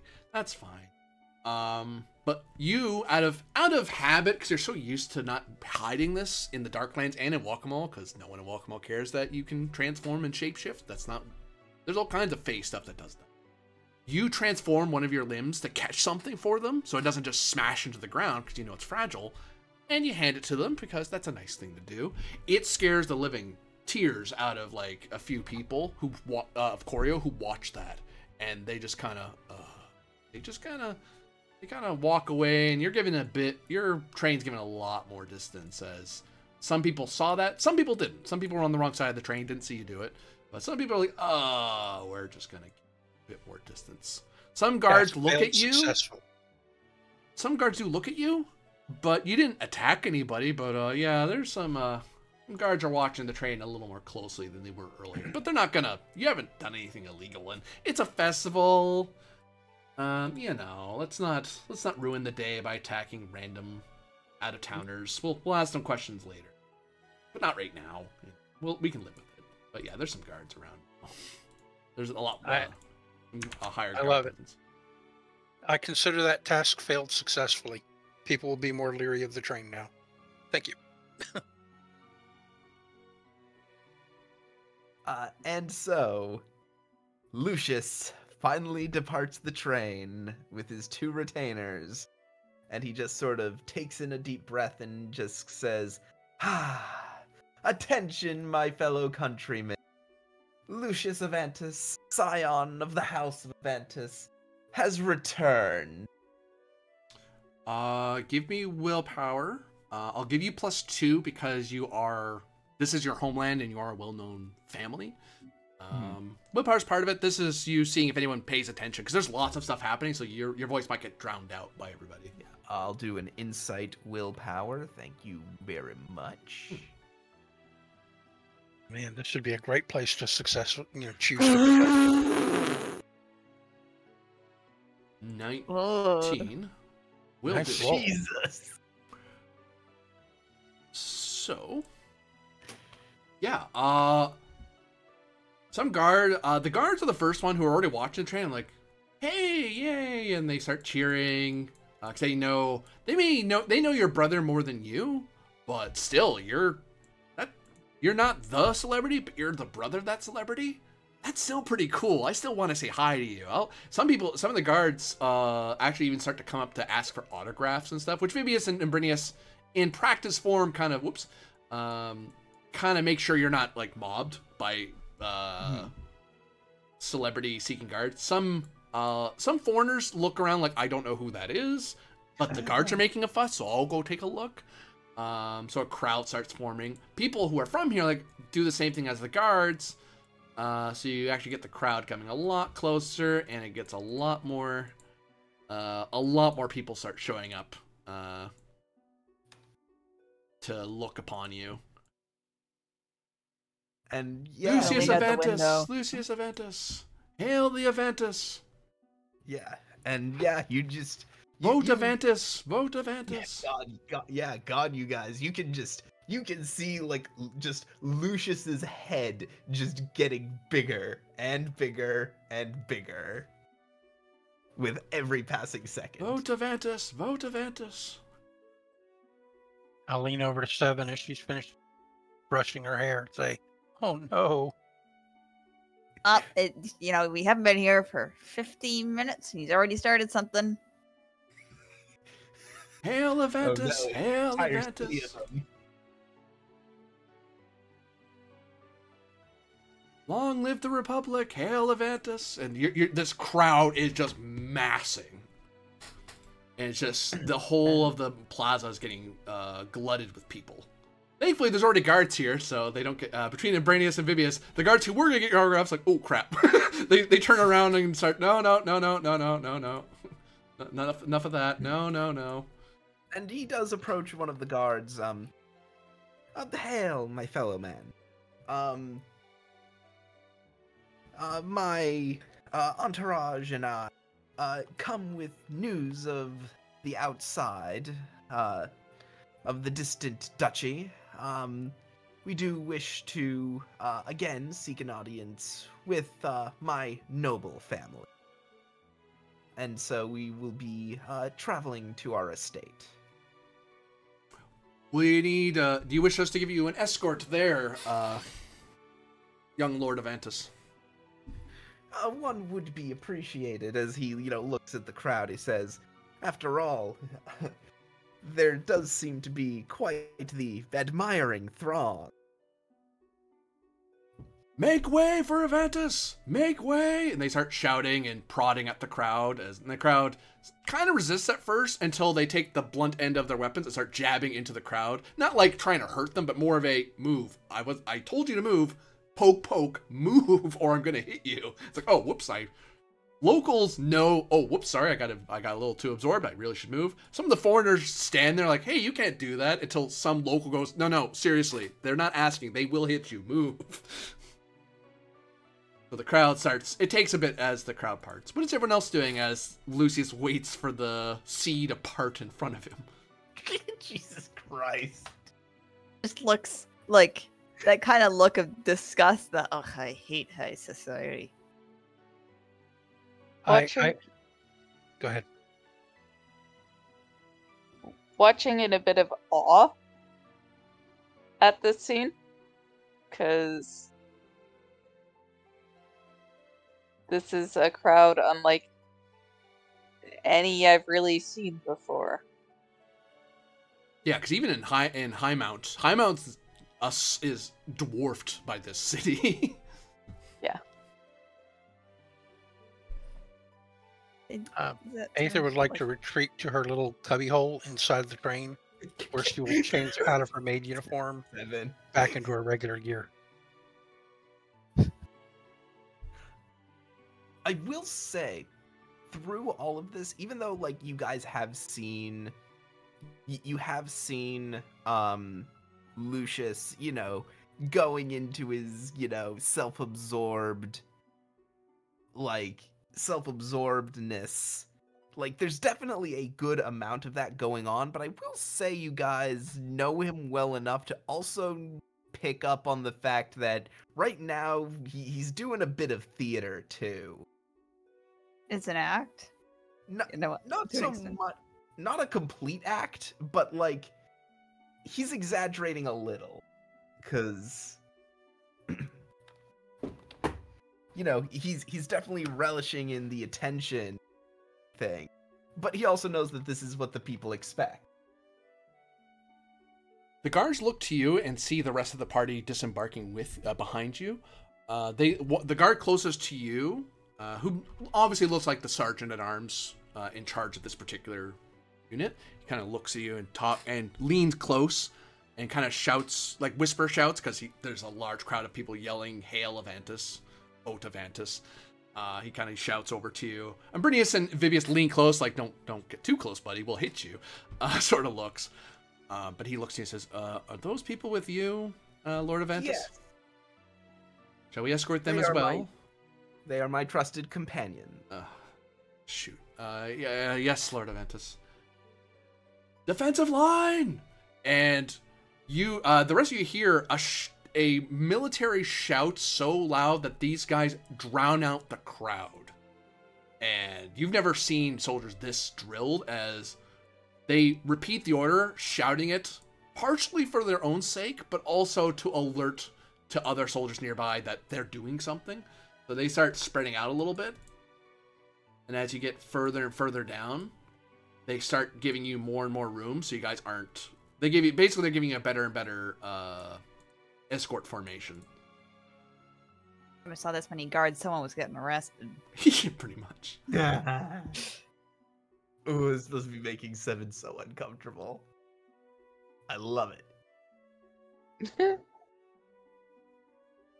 The good thing I've been to Walk-em-All first, or I wouldn't have been able to figure this place out at all. Can we get out of this crowd now? This doesn't feel safe. Formation! Halt! And they stop, and then the Sergeant at Arms kind of looks around. Umbernius and Vibius, at a practiced ease, look around just to make sure that no one's breached your little guard detail. People kind of start clapping and cheering, because some of them mistake this as part of a show, like this is Avantis somehow planned this. Some locals going, no, we know what this is. He happened to get here, and they happen to be giving him an escort. It just happens sometimes. Because it's a festival, people are mixing and blending the two. Foreigners don't know any better. They're like, I don't know, is this, that's kind of neat, and it looks like, they almost have parade level drilling. That's how professional this military comes off. Which for a military that has no magic, that has almost no magic, yeah, they need to make up for that difference somewhere. And then once the Sergeant at Arms has figured out, yes, we're in the right formation, he looks to you, Lucius, and says, Lord Avantis, we are ready to advance to your estate. Let us proceed. Party Avantis, march! And then they start marching, but there's an obvious speeding up or slowing down. They don't look to you to see how fast or slow you're moving, but they seem to naturally find that cadence. If you guys start speeding up, they will speed up. If you start slowing down or stop to look at something, they will slow down and stop. Lucius, you know that's because they're doing lots of little hand signals, or they'll make a whistle noise, some little sign to let the sergeant-at-arms know, hey, we're slowing down, or hey, we're speeding up. Some guys will like double tap in space to indicate they're slowing down. Or they'll make some other footstep or tap their stick into the ground.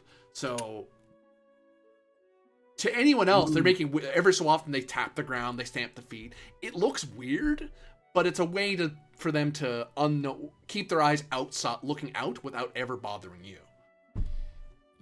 I will say, now that you guys are seeing like this, you've seen like during combat with Lucius, he's clearly said stuff to you in combat, but you notice that he's done a couple of those like hand motions in combat before, probably just out of habit.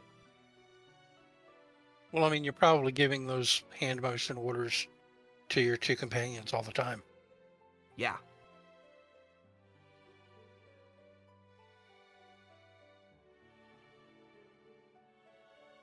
I locked the train, right? Yeah, we've just embarked. I, for one, won't feel safe until we're out of this whole parade situation. You've attracted way too much attention to us. In my opinion. Are you kidding? I haven't attracted nearly enough. I'm sure an idiot. Okay. What was that you were saying, His family's Simon? gonna be worse.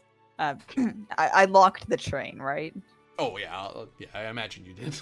You probably want to in case some nosy nose starts poking at it. You do get the feeling guards automatically start surrounding it, but then again, they seem to do that to everyone's vehicle. It's like, no, don't bother the merchants. But they're not here. Then you really shouldn't bother it. Is anything you got, any place in particular you try to stop, or do you just wait till you're escorted the whole way to the Avantis estate? I'd say we should just go the whole way to the Avantis estate. No need to make any further ruckus. Agreed. At least not right now. Maybe we should visit other places when we're not in the middle of a parade. Yes.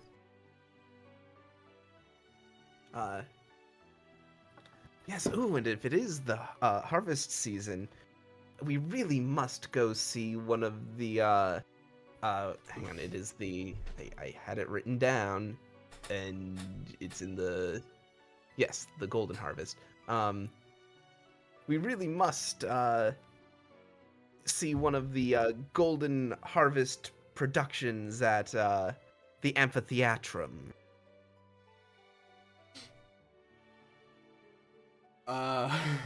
So as you eventually get to the Avantis estate, you see various pennants and tabards hanging off of your estate, which has grown immensely.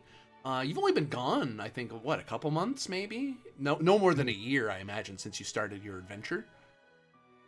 Yeah, like half a year-ish. The estate has exploded, essentially, in size. It is a lot bigger. It has massive gardens. Now there's they've bought some of the neighboring estates, and it dawns on you as you see these various tabards and signs, and you hear people chanting, not even at your party, but at the walls of your estate. Hail Avantis, vote Avantis, hail Avantis. It occurs to you, your family must be in contention for the consulship. That's why there's all this fuss, and that's why they've exploded in wealth. So yeah, that's why you're getting the extra attention, and that's why the what does the Avantis estate look like as a baseline? We know what it explodes into, but what was it originally? I like to think that originally, the estate was, a little bit banking house, but also, like a mixture of banking house and military barrack, because there is a slight martial, tradition within the Avantis family.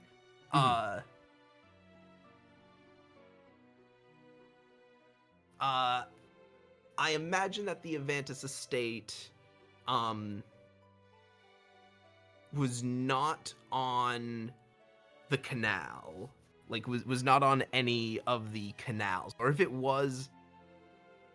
Oh, I know. It was on the canal, but it didn't take up, like, a particularly large chunk of it. Now it takes up, like, an entire canal front. It is like a massive palazzo now. Whereas it was just one of a small, like it was one of like a set of smaller, facades along the front of the canal. Now it has been expanded out along the entirety of the canal, and sort of what was the original portico of the Avantis estate. It would appear that they have entirely moved it into the middle and expanded it so that it is now like a big thing. It was a really good week to study ancient Roman architecture. Right? I know. Lucius, you are greeted by the various staff. Some of them familiar, a lot not, because they've just been hired on, because the estate just exploded, so they need a lot more people. And... You keep using that word. I do not think it means what you think that it means. Which word? Exploded. Oh, I'm using that word on purpose. I know, I'm just being sorry. Oh, man. So... Oh, I'm looking at the wrong things entirely.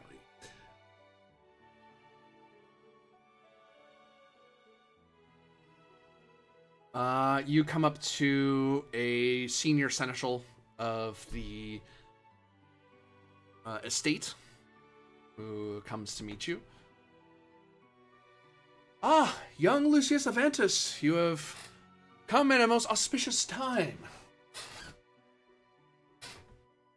And I'm told you now have new traveling companions. Indeed. And bring word of great deeds done abroad.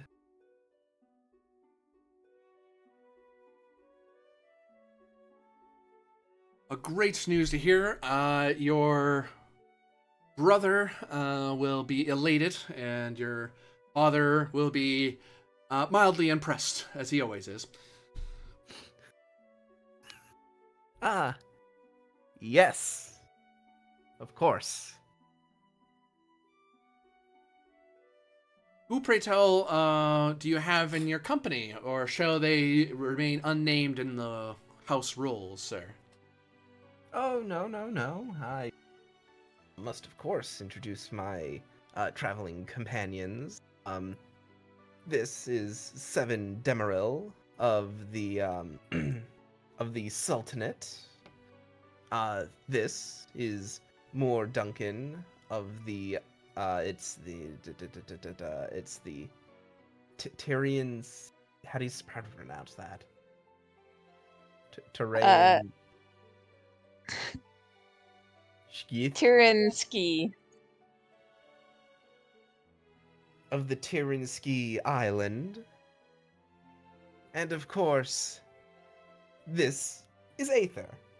And he doesn't say Darklands, just Aether. I kind of saw that coming. Aether of... And they noticed the drop. You notice they're noting it on a clay tablet, like they're etching it very quickly. Each of your names. You almost see the bits of rock flying away as they quickly scribble it into the clay. If they actually say that, Mhm. Aether will probably not quite have the presence of mind to realize that she shouldn't say anything, and she'll just blurt out, "I'm Aether of the Darklands. Nice to meet you." Oh no. Ah, the Darkland. The Seneschal looks at Lucius, and then you see a hinted look of, is she just making that up to impress me, or? And he just sort of puts his arms up and just sort of shrugs and nods. Just kind of continue scribbling. Well, greetings to you all. It is a pleasure of mine to meet any friends of the Aventus family. So long as young Master Lucius Aventus here wishes you to be here and enjoy our fruits and labors, then you shall. Unless, of course, those senior say otherwise, but I doubt those in the vaunted assemblage here would be knaves or thieveries. Since I already sort of stepped up and introduced myself to the man, I'll put my little hand up in his and say, "So you're really saying that they value his brother over him, even after we just took part in staving the countless realms?" And I'll blink up at him with big round eyes. Well, young creature, there is a way of things, and until such time as the patriarch of the Aventus says otherwise, young Master Aventus, Lucius Aventus, is the junior of the children and is junior in rank. However, should he impress upon the patriarch Aventus of his deeds, I am sure that his favor and status may rise or fall based on what he's learned. I'll just curtsy and say thank you, and then I'm going to turn to you, Lucius. I'm going to say, "Wow, I feel sorry for you. You have to earn love, don't you?" And I'll just walk back and join the group. Lucius' eyes just starts twitching. I'll note, Aether, the Seneschal does not correct you. Second we've stepped oh, sorry. Go ahead. The second we stepped across the threshold, Seven is just gone like ramrod straight back, looking very forced. I feel like Vibius is like trying to look at Aether, just doing like the cut off motion at the neck, like Right. And Brinius like has to go over and poke him, like, stop that, we're in front of the Seneschal. He can see you.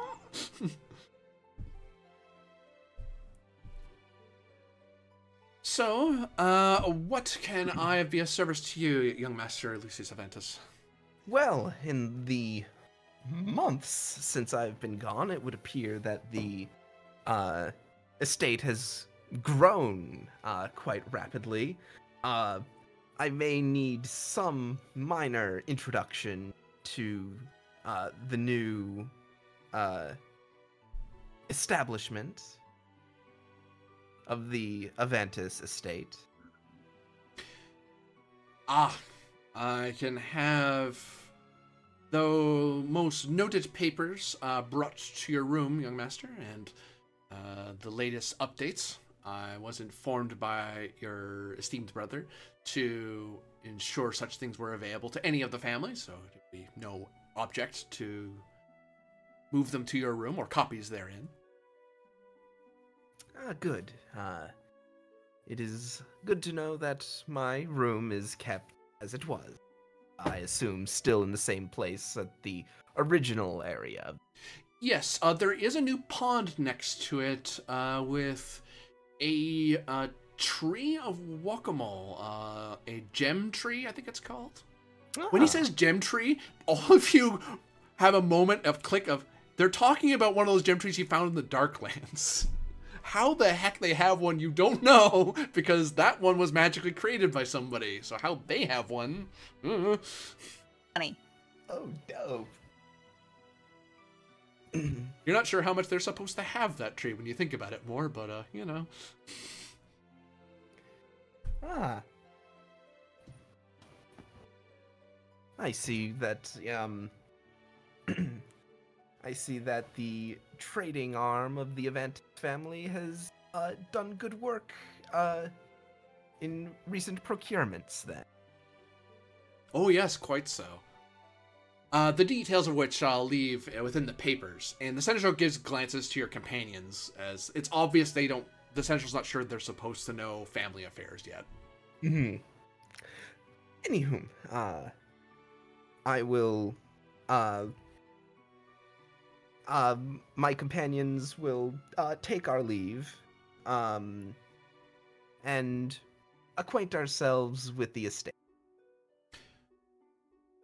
Would you like me to stand by, young master, or shall you be guiding them yourself? I shall guide them myself. I have found that, my companions and I have,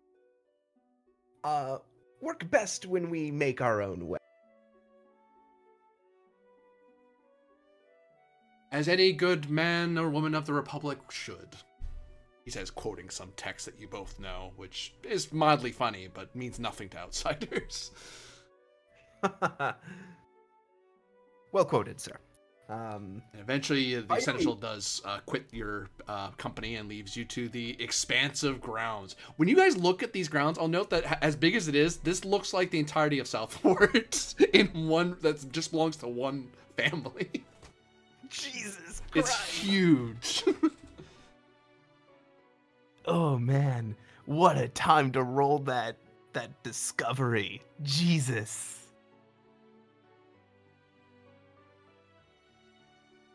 Fine. Horrifying, absolutely. Seven's Tragic. standing there like awestruck. Like on one hand, this is where he gets it from. On the other hand, oh god, it's high society. Mhm. And she just has this mechanical curtsy Yep. from Yeah. back when she used to work in the Sultanate. Yeah. Like, this is the point that you guys realize, oh boy, Lucius is reserved in comparison. Yeah, he's considered toned down for a Coristellum patrician.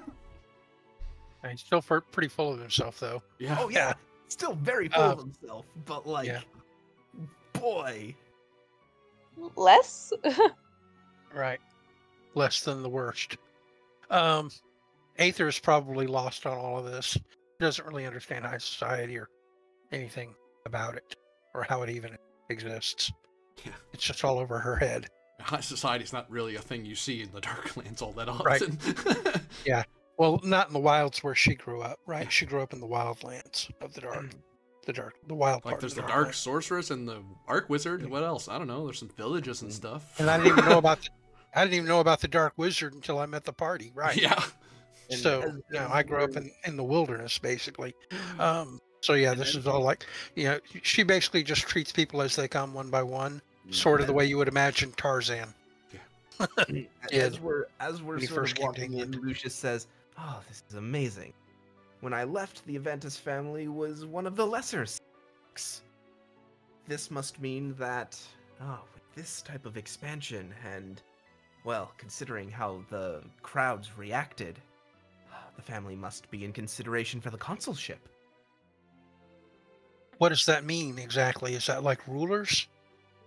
After a fashion, the bureaucracy of Coriostellum is labyrinthine, but those who know how to play to its strengths can accrue vast power.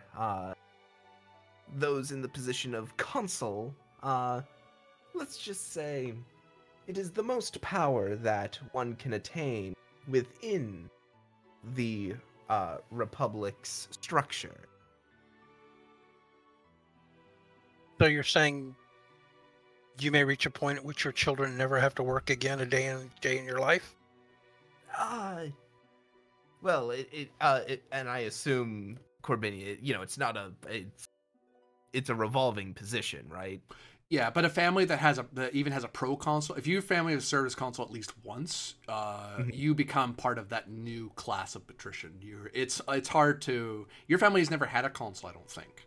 They've been in high society, but they've never held the consulship before. So having a proconsul in your history, because I imagine your years are named similarly in a Roman sense, that they're named after people who were consuls. Like this is so and so. So you'll have for the first time in history in a year of events. It is the reason why we are one of the lesser septons. Yeah, is because we have been at the bottom of the higher.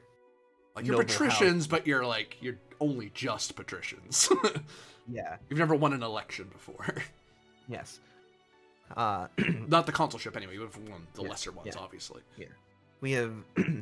Well, let me put it at this: my family has long since stood in the upper echelon of Coriostellum society, but we have never once held the position of consulship, and even though consulships come and go, the prestige afforded to a family that has held the position even briefly would put our family in a that it has never attained before. Yes. Yes. You could never survive out in the desert for a week eating nothing but sand bugs. Why would I want to do that? Vibius looks like he's going to say something, and then Abrinius, having worked with Vibius this long, gives him a look of shut up, and Vibius wisely shuts up. I'd just like to raise a finger, like I want to add to that, and instead I'll put my hand down and close my mouth and just keep it to myself.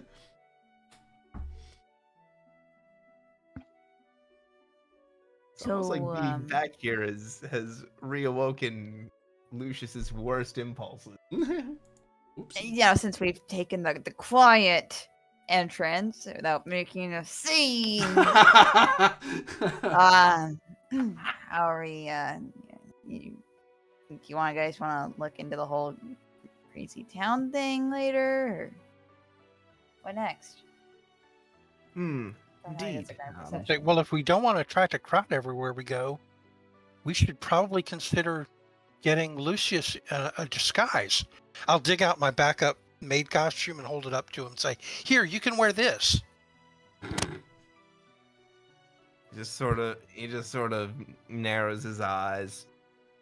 Oh, you're serious? You don't think it would look good on you? Oh, I mean, anything would look good on me, but that's neither here nor there. I'll fold it. I'll fold the maid costume and put it away.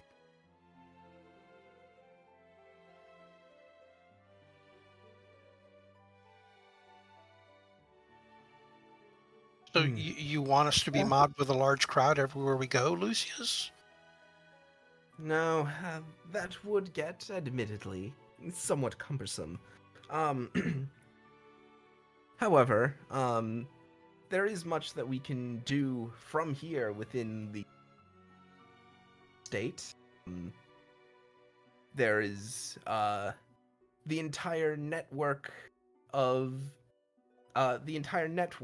that we have built up and have likely expanded upon in recent months might help us learn information.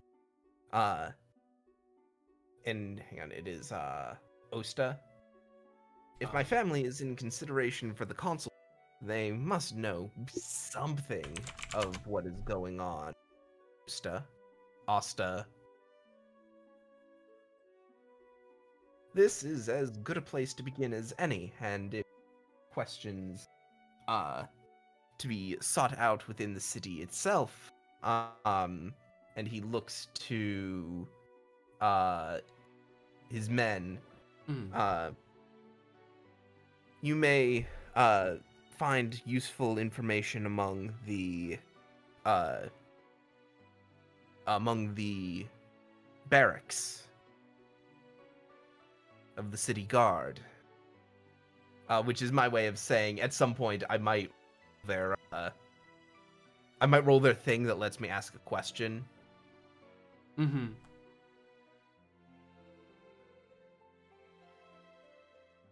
I'd like to turn to more Duncan innocently and say, a network.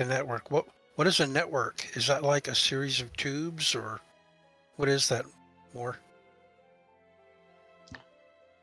Depends on context. I don't really understand what a network is. I mean, I know what a net is. So imagine a Then- bunch of people connected together, kind of like a net. Okay.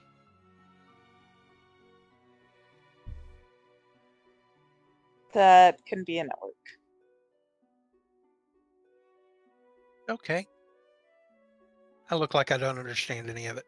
Mm-mm.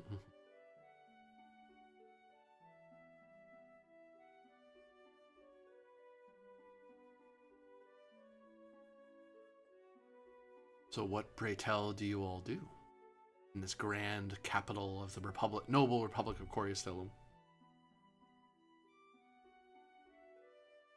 Well, it's something I learned from big cities is if you want to get the truth out of people, you gotta talk to people who are willing to tell the truth. That means the people on the bottom, right? Yeah. The ones who tell it like it really is. Mm-hmm. No fancy words, no possessions. So you're gonna Indeed. go. No parades. So, are you going on a solo fact-finding investigation mission of like going to the low towns and the near canal places to learn what you can? Normally, I'd consider taking a local, but I don't think he's available right now. You can take like Bibius or something. He's doing his job though. I'd be happy to come along as your bodyguard. Your Yeah. quiet Yeah. backup. I mean, what I will say is, I'd be willing to. You wouldn't be able to like benefit from any of their stuff, but you know, I could send them off with you while I stick around at the Avantis estate, because I'm well protected within the Avantis estate. I will say that would give you a +2 to your rolls there, Zevin, because you Yeah. basically have, because those two are guards, so they can go into low town areas, and that's not unusual. Lucius going down there is a patrician. That's unheard of. Not in Yeah. open anyway. He'd have to be cloaked and cowled to go down there without scaring off every gutter snipe that's down there. You Yeah, you- seriously slumming. Yeah. You guys go on ahead without me. My skills are better served at the Avantis estate, talking with my people and finding what I can here. You guys go elsewhere. Could not survive in the desert for a week eating nothing but sand bugs. What is more Duncan and Aether up to? Or is Aether going along with Zevin to go to the low town? I'd say Aether would like to tag along with Seven and just sort of quietly soak it all in and see what she can learn. Okay. Maybe she'll figure out some of this weird, stratified society stuff that doesn't make a lot of sense to her if she just watches and listens and pays attention. Right. And if nothing else, she'll be there to back up her friend if she gets in danger. Mm-hmm. Because Vivius and Brinius are nice and all, but, they're very good at slowing down the enemy, but they're not nearly the master adventurers like you guys are. You're the heroes. They're just kind of around to help out. They're very good at surviving. I'll give them that. What of more Duncan? What are you up to during this first day within Coriastellum? Probably Corio. checking out the markets. No, really? Say it ain't so. Checking out the what? I misheard. The Markets. Oh, of course you are. Of course. I believe you have a power that fires because you come into a town there more. Yes. Yes, I do. I restock all of my inventory points up to full.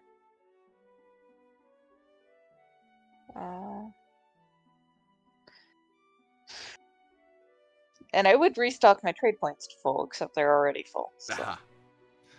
Aha. You make Zenit as well? Yes, I need to look up how much I make. 600 Zenit.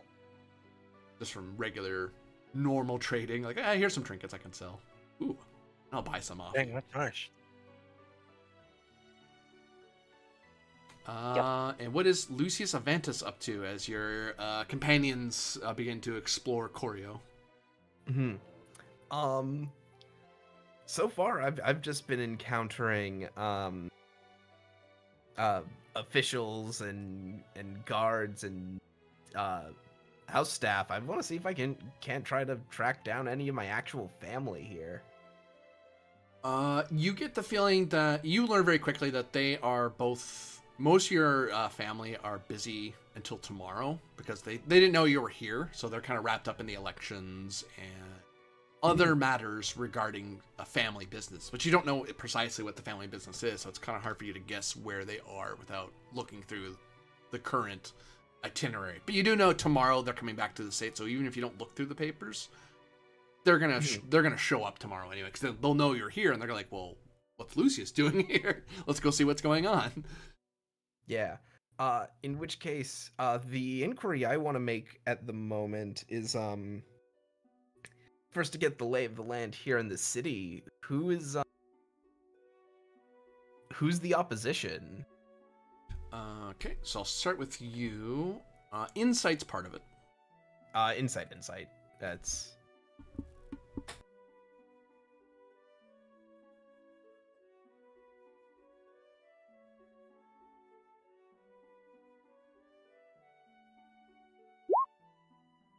Okay. 11, I'll take it.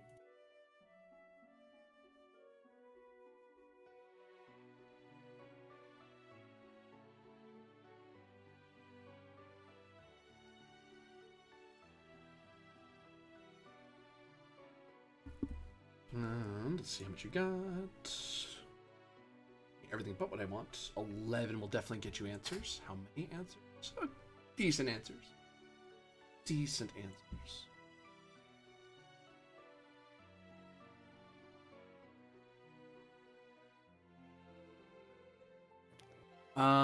So the main familial opposition is a more established family, known as the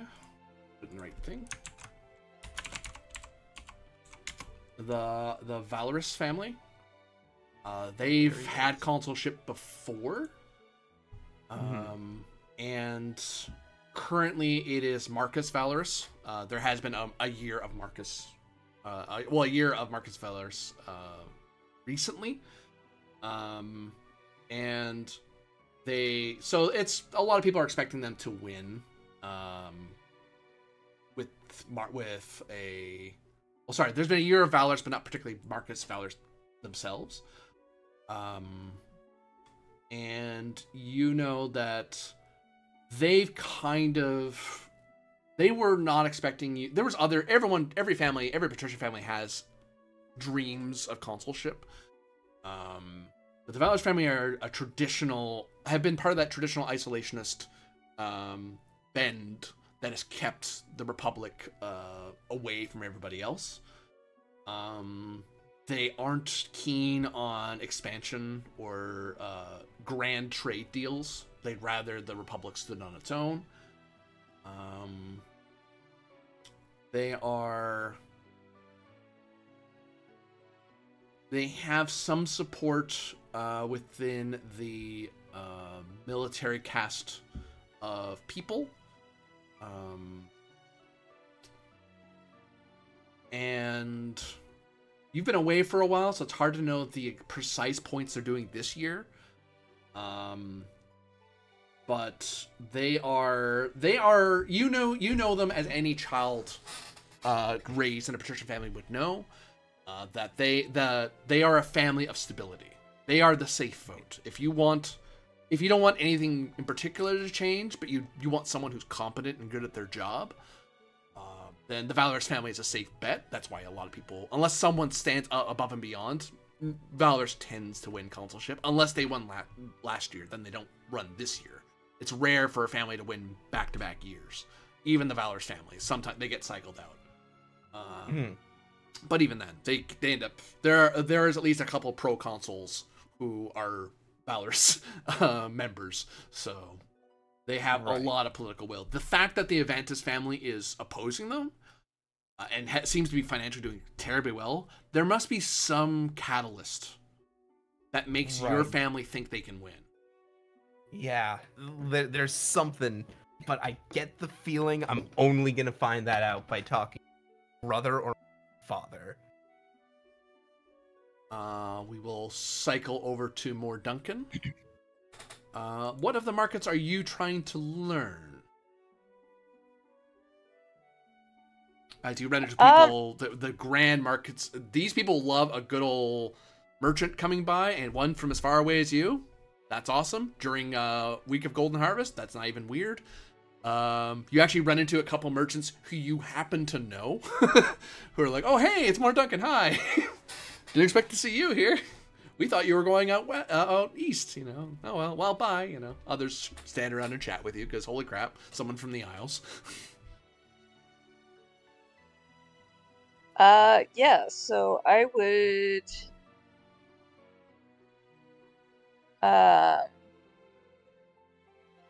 Firstly, it'd be just getting the lay of the land for a bit, and eventually I will probably...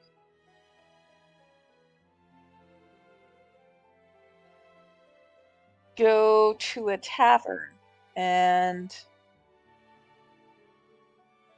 ask about news in the region. Taking part in some tavern talk. Oh, versus I haven't used that ability in forever. Oh, what's your skill level? Level 1? Yeah. No roll, you get one question. Cool. I will seek to understand.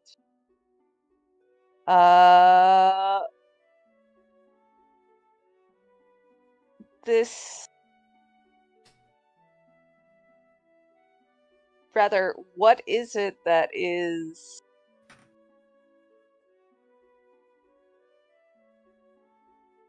how do I put it? How is the... what is the phrase I'm looking for here? Come on, brain.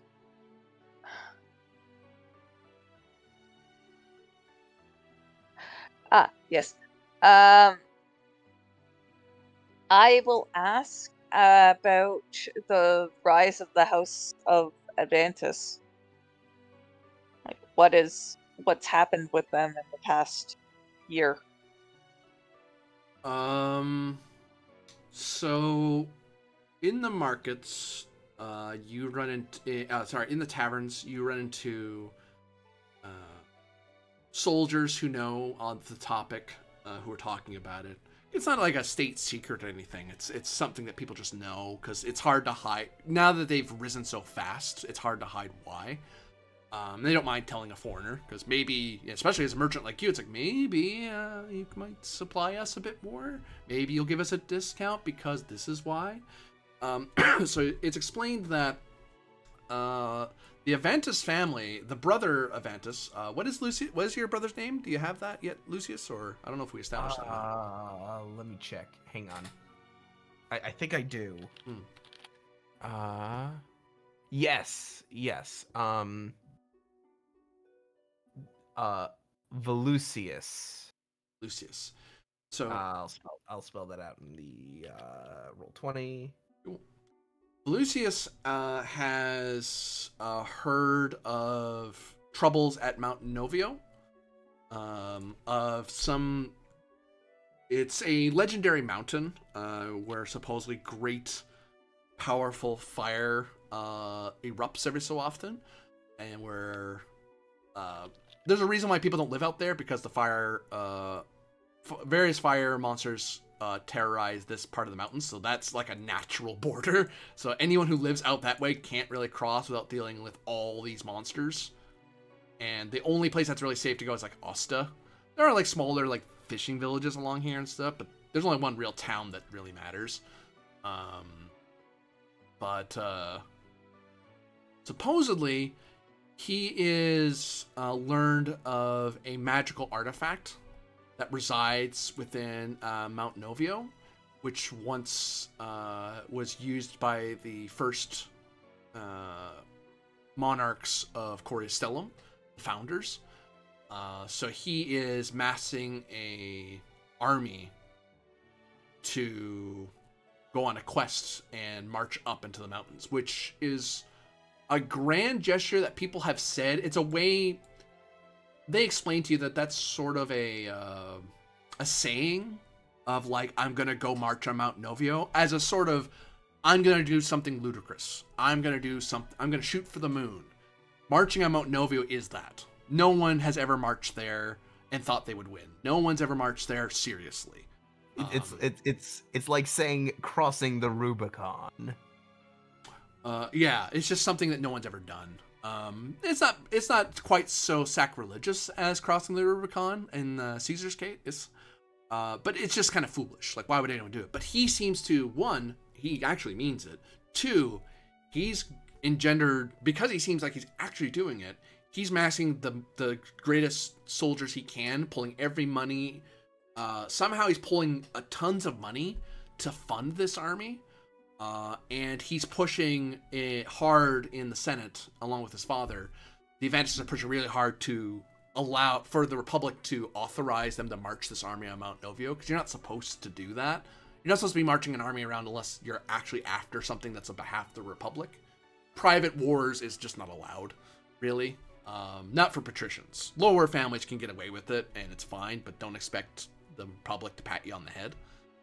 But if you're a patrician, you don't go to war unless the Republic says you do. And technically marching on Mount Novio would be going to war, sort of. Because if he's just going by himself, who cares? Like, Lucius going off on his own and doing adventures, that's normal. Go ahead. Learn about the world. Fight things. We don't care. If he started marching an army around, no, you can't do that. He can't march an army to the Darklands without getting a vote on it. So that's why...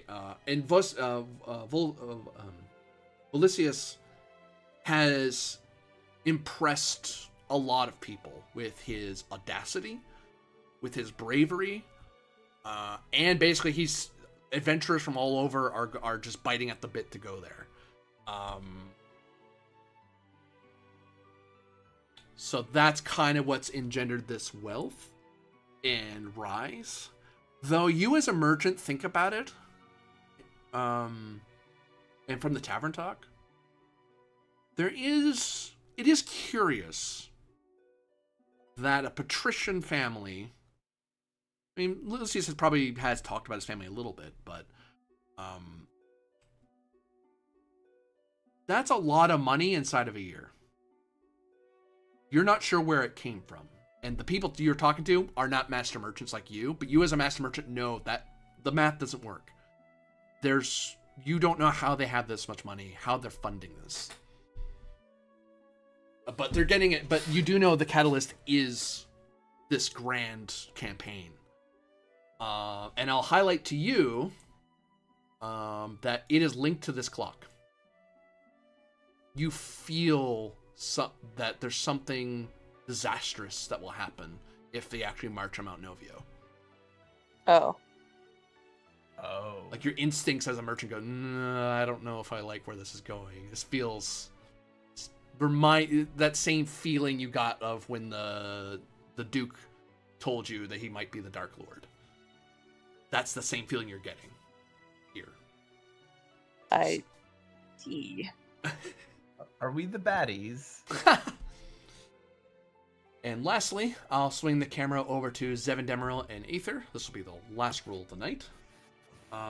the two of you are, along with Vibius and Abrinius, going to the canal towns, the low towns, where under bridges and near the water, along the harbor fronts. These are not the nice parts of town. These are not the friendly parts of town, but they are night and day away from Lucius, the lands of the patricians. It is Seven's part of town. It's almost worse. Well, I mean, at least there's still a festival. The festival's helping it. Well, actually, that's just it. You notice that there's all this festivity and all this happiness and joy, and you get further and further, it gets quieter and quieter. You can still hear it. You still hear songs. Then you get down to the absolute destitution. Place where people don't have a lot to celebrate, right? Yeah, like some people, they're making do with what they can, but any one person you run into maybe has no more than 100 zenit to their name at most, and even that person's being eyed, or they're a powerful person who gets people to go away. If they have more than that and they're still here, they're a crime lord of some kind because they're bothering to stay here. The brighter the lights of Koryo shine, the longer the shadows it can. Thankfully, your armed group is left alone. Between the guards help, but some guys might take a shot at Imbrinius and Vibius just to steal their armor. But between Zevin and Aether and your little robot friend, you look like too much trouble. You get eyed a lot by people, but yeah. No one currently is willing to take you on quite yet. But they leave you alone. No one stops you because you're not the only foreigners down here. And you're not the only ones curious. And maybe you actually see some tourists, foolishly, have chosen to try to find sleeping arrangements down here because it's cheap. There's a reason it's cheap. You're not going to wake up with any sense tomorrow. Yeah. It's like, I'm guessing this place is like low to the water. It kind of smells like pond scum down here. Yeah. It smells like scum. It's where the canals flow to. Yum. What were we looking for down here again, Seven? Word on the street from up mountains. You can get some more stories about what's going on in Asta, then. Well, why don't we find a local eatery then? We'll find a dive bar, sure. You find a street stall of sorts. Recall, people don't have a ton of money. Most of the money in guards, keeping people from robbing the thing. It's kind of this outdoor thing with an awning. Think of like a street stall at a fair, but make it out of wood. Make it out of wood that was discarded and then kind of hammered together with leftover nails, and then put really scary guys with axes guarding it. And you kind of have what's there. I was sort of imagining the street stall from that old, what was that Sylvester Stallone, Wesley Snipes movie again? Demolition Man? Oh, yeah. You know, the rat burger stand where he got a rat burger? Yeah. That's what I'm picturing. Okay. As you walk up to the stand, 5 zenit. Buy something. Jesus Christ. What do they have? She's not going to ask anything. She knows better than to open her mouth. She's just gonna quietly look, just a glance, see what they have. Rat burger. They have various skewered meats, surprise meats they call them. Yeah. They do have stew. Same meat. Same meat. It's surprise meat. Don't worry. And they do have they call it surprise beer. And surprise wine. It looks like they just mixed. It is clearly watered down beer and wine. You can smell the pond scum from here. Like it's obvious. That's all they did. Ew. Oh my god. And they do sell pickled veggies. That's because of the festival.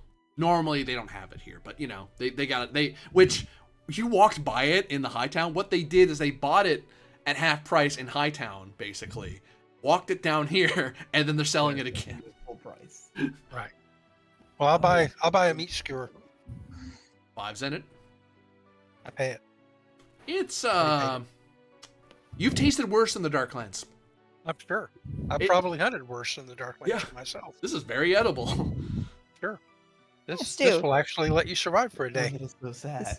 The stew's warm. It's not cold. 5's in it. Well, the Yep. skewers are hot too, or I wouldn't have bought one. Yeah.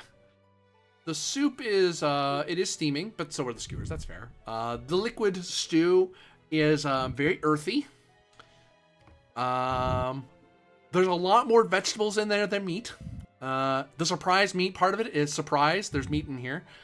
And yeah, it's a lot of broth. A lot of broth. Very earthy, if you're being polite, broth. I would say mossy broth.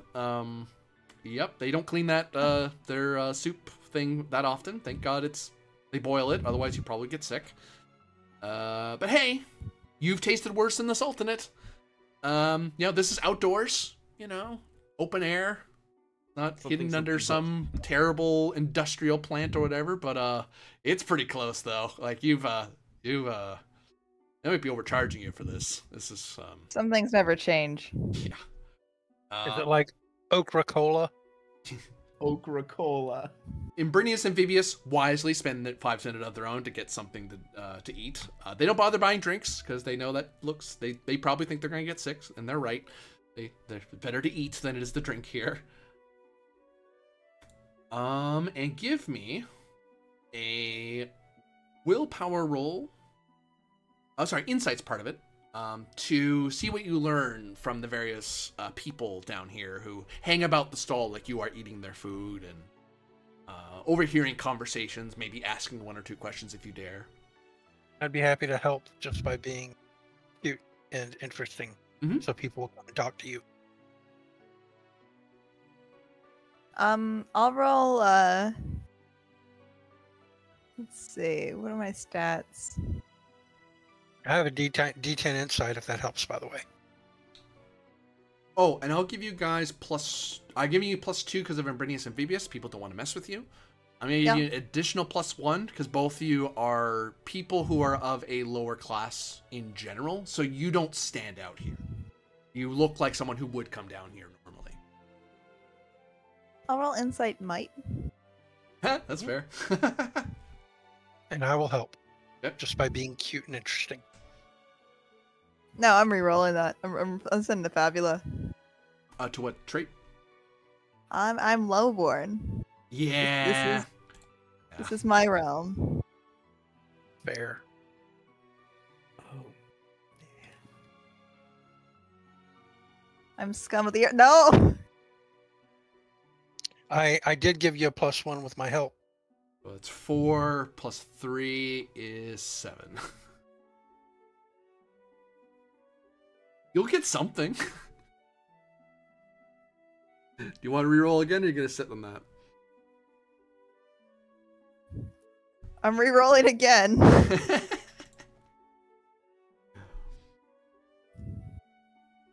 I'm rough and tumble. If I need to start something to get some information out of people. Oh my Or- god. 8. Wow, it's not your day. Oh god. RNG does not like you today. It's not my city, I suppose. Gonna leave it? You're still getting something because of all the pluses. I'll take it. Fine. Yeah, you're getting a lot of "you're not from around here" vibe, so no one wants to really talk to you. No one wants to mess with you, so there's Well, that. And no one wants to. I will say, if you spend that last Fabula and roll it again, this is the last roll of the game, so you'll get that Fabula back. That's true. May as well spend it. All right. Okay, it could be a critical fail. Don't say that, Corby. Oh, don't curse me here. Did it roll? There it goes. There it 9. goes. Okay. Ah! So 9. It was technically effective. Like a +4 and my +1. well, +4 total, because it's Oh, 3 okay. plus you, so 4. So that's 13. That gets you the next tier of information. Actually, that gets you 2 tiers up. Good. You Yeah, got a it lot of gets us all the information. way up. That's worth it. Oh. Okay. The only one that's more perfect would be 16 plus, but hey, you're getting a lot of info, so. So at first, it's a lot of, there is that unfamiliarity, that uncertainty, you know, you're an out-of-towner, but the more you stick around and the more you don't fuss about the food and, you know, Aether seems not terribly threatening, but at the same time, people look at her long enough, they're like, wait a minute, they can read something in the way she moves, that she's not scared of all the knives and people giving her looks. You might look scared, but there's that instinct that experienced rogues get of, uh-oh, that's a creature that will mess me up if I mess with it. If I leave it alone, it'll look cute. If I mess with it, it's going to bite my hand off. If they don't know it, but if they mess with it, it'll turn into a monster. Yeah. It's like, you know what? Let's just leave that alone. So you learn that Usta, you learned similar things that More Duncan did about the grand march that is being planned. But you learned the underside of it. You learned that yes, there's all this army being built up and stuff, officially. Unofficially, remember how I said to Moore that you can't just build an army and march it on something? You need the Senate to vote on it? Hiring a bunch of mercenaries to go do it? Well, that's just assigning a quest. You can just do that. And you don't have to tell them everything. You just kind of say there's money in it. Say there's 1,000 Senate for finding out treasures or scouting the area. Not 1,000, that sounds ridiculous. But, 500 if you go there and tell us something. 1,000 if it's worthwhile intel, If you defeated a great monster, that's 1,000. Like, it's this too good to be true, and the two of you know that this would attract low-level adventurers to it. It sounds like a dream job. 1,000 ahead, 500 if you just go and look around. That sounds like a deal. Go for it. Why not?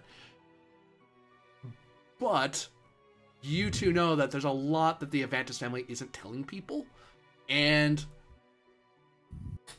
the kind of money that's being offered could only be by a patrician family. There's just too much money being offered for anyone lesser. Some merchant like More Duncan's wealthy, but More Duncan couldn't fund a ton of mercenaries to go off on an adventure like this. That's way too much money for a merchant. Patricians, though, they could afford it. And the guy to talk to, oh man, you know who you need to talk to. Oh, you need to talk to Dravos. Yeah, Velkin Dravos. Oh yeah, he's making sure. If you want to get a mission, talk to him. He's the head guy. So it sounds like Dravos, the Silver-Tongued, is the taskmaster, the questmaster in Asta, who is sending people off to jobs. So, you don't just go wherever. He'll tell you, explore this hex, explore that mountain, slay this monster. So he's your quest giver. But because of what you learned before, that these quests are far more dangerous than the money's. Like, you're being scammed if you go on these jobs. A 500 job is actually a 1,000 job. 1,000 jobs is actually like a 5,000 job. Like, it's ridiculous. But they're also being paid for by Lucius's family. Yep. So you're saying Lucius's family is tied up with that asshole. Yep. They are 100% funding him. All right. No one says that to you. No Yeah. one says that to you plainly, but you connect the dots. It's like there's two families that might be doing this, and the other family doesn't fund mercenaries on adventures. They're not the family that does that. They would send the army. The Avantis, though, as much as you've learned about Lucius, yeah, they're the oddball family. You think the Avantis and they're the other family that's trying to get elected. So I was going to say, as we're getting ready to finish up listening, talking to all these people, I was going to turn to Seven and smile and say, well, when we get back to the group, I can tell more Duncan I find out what networking was.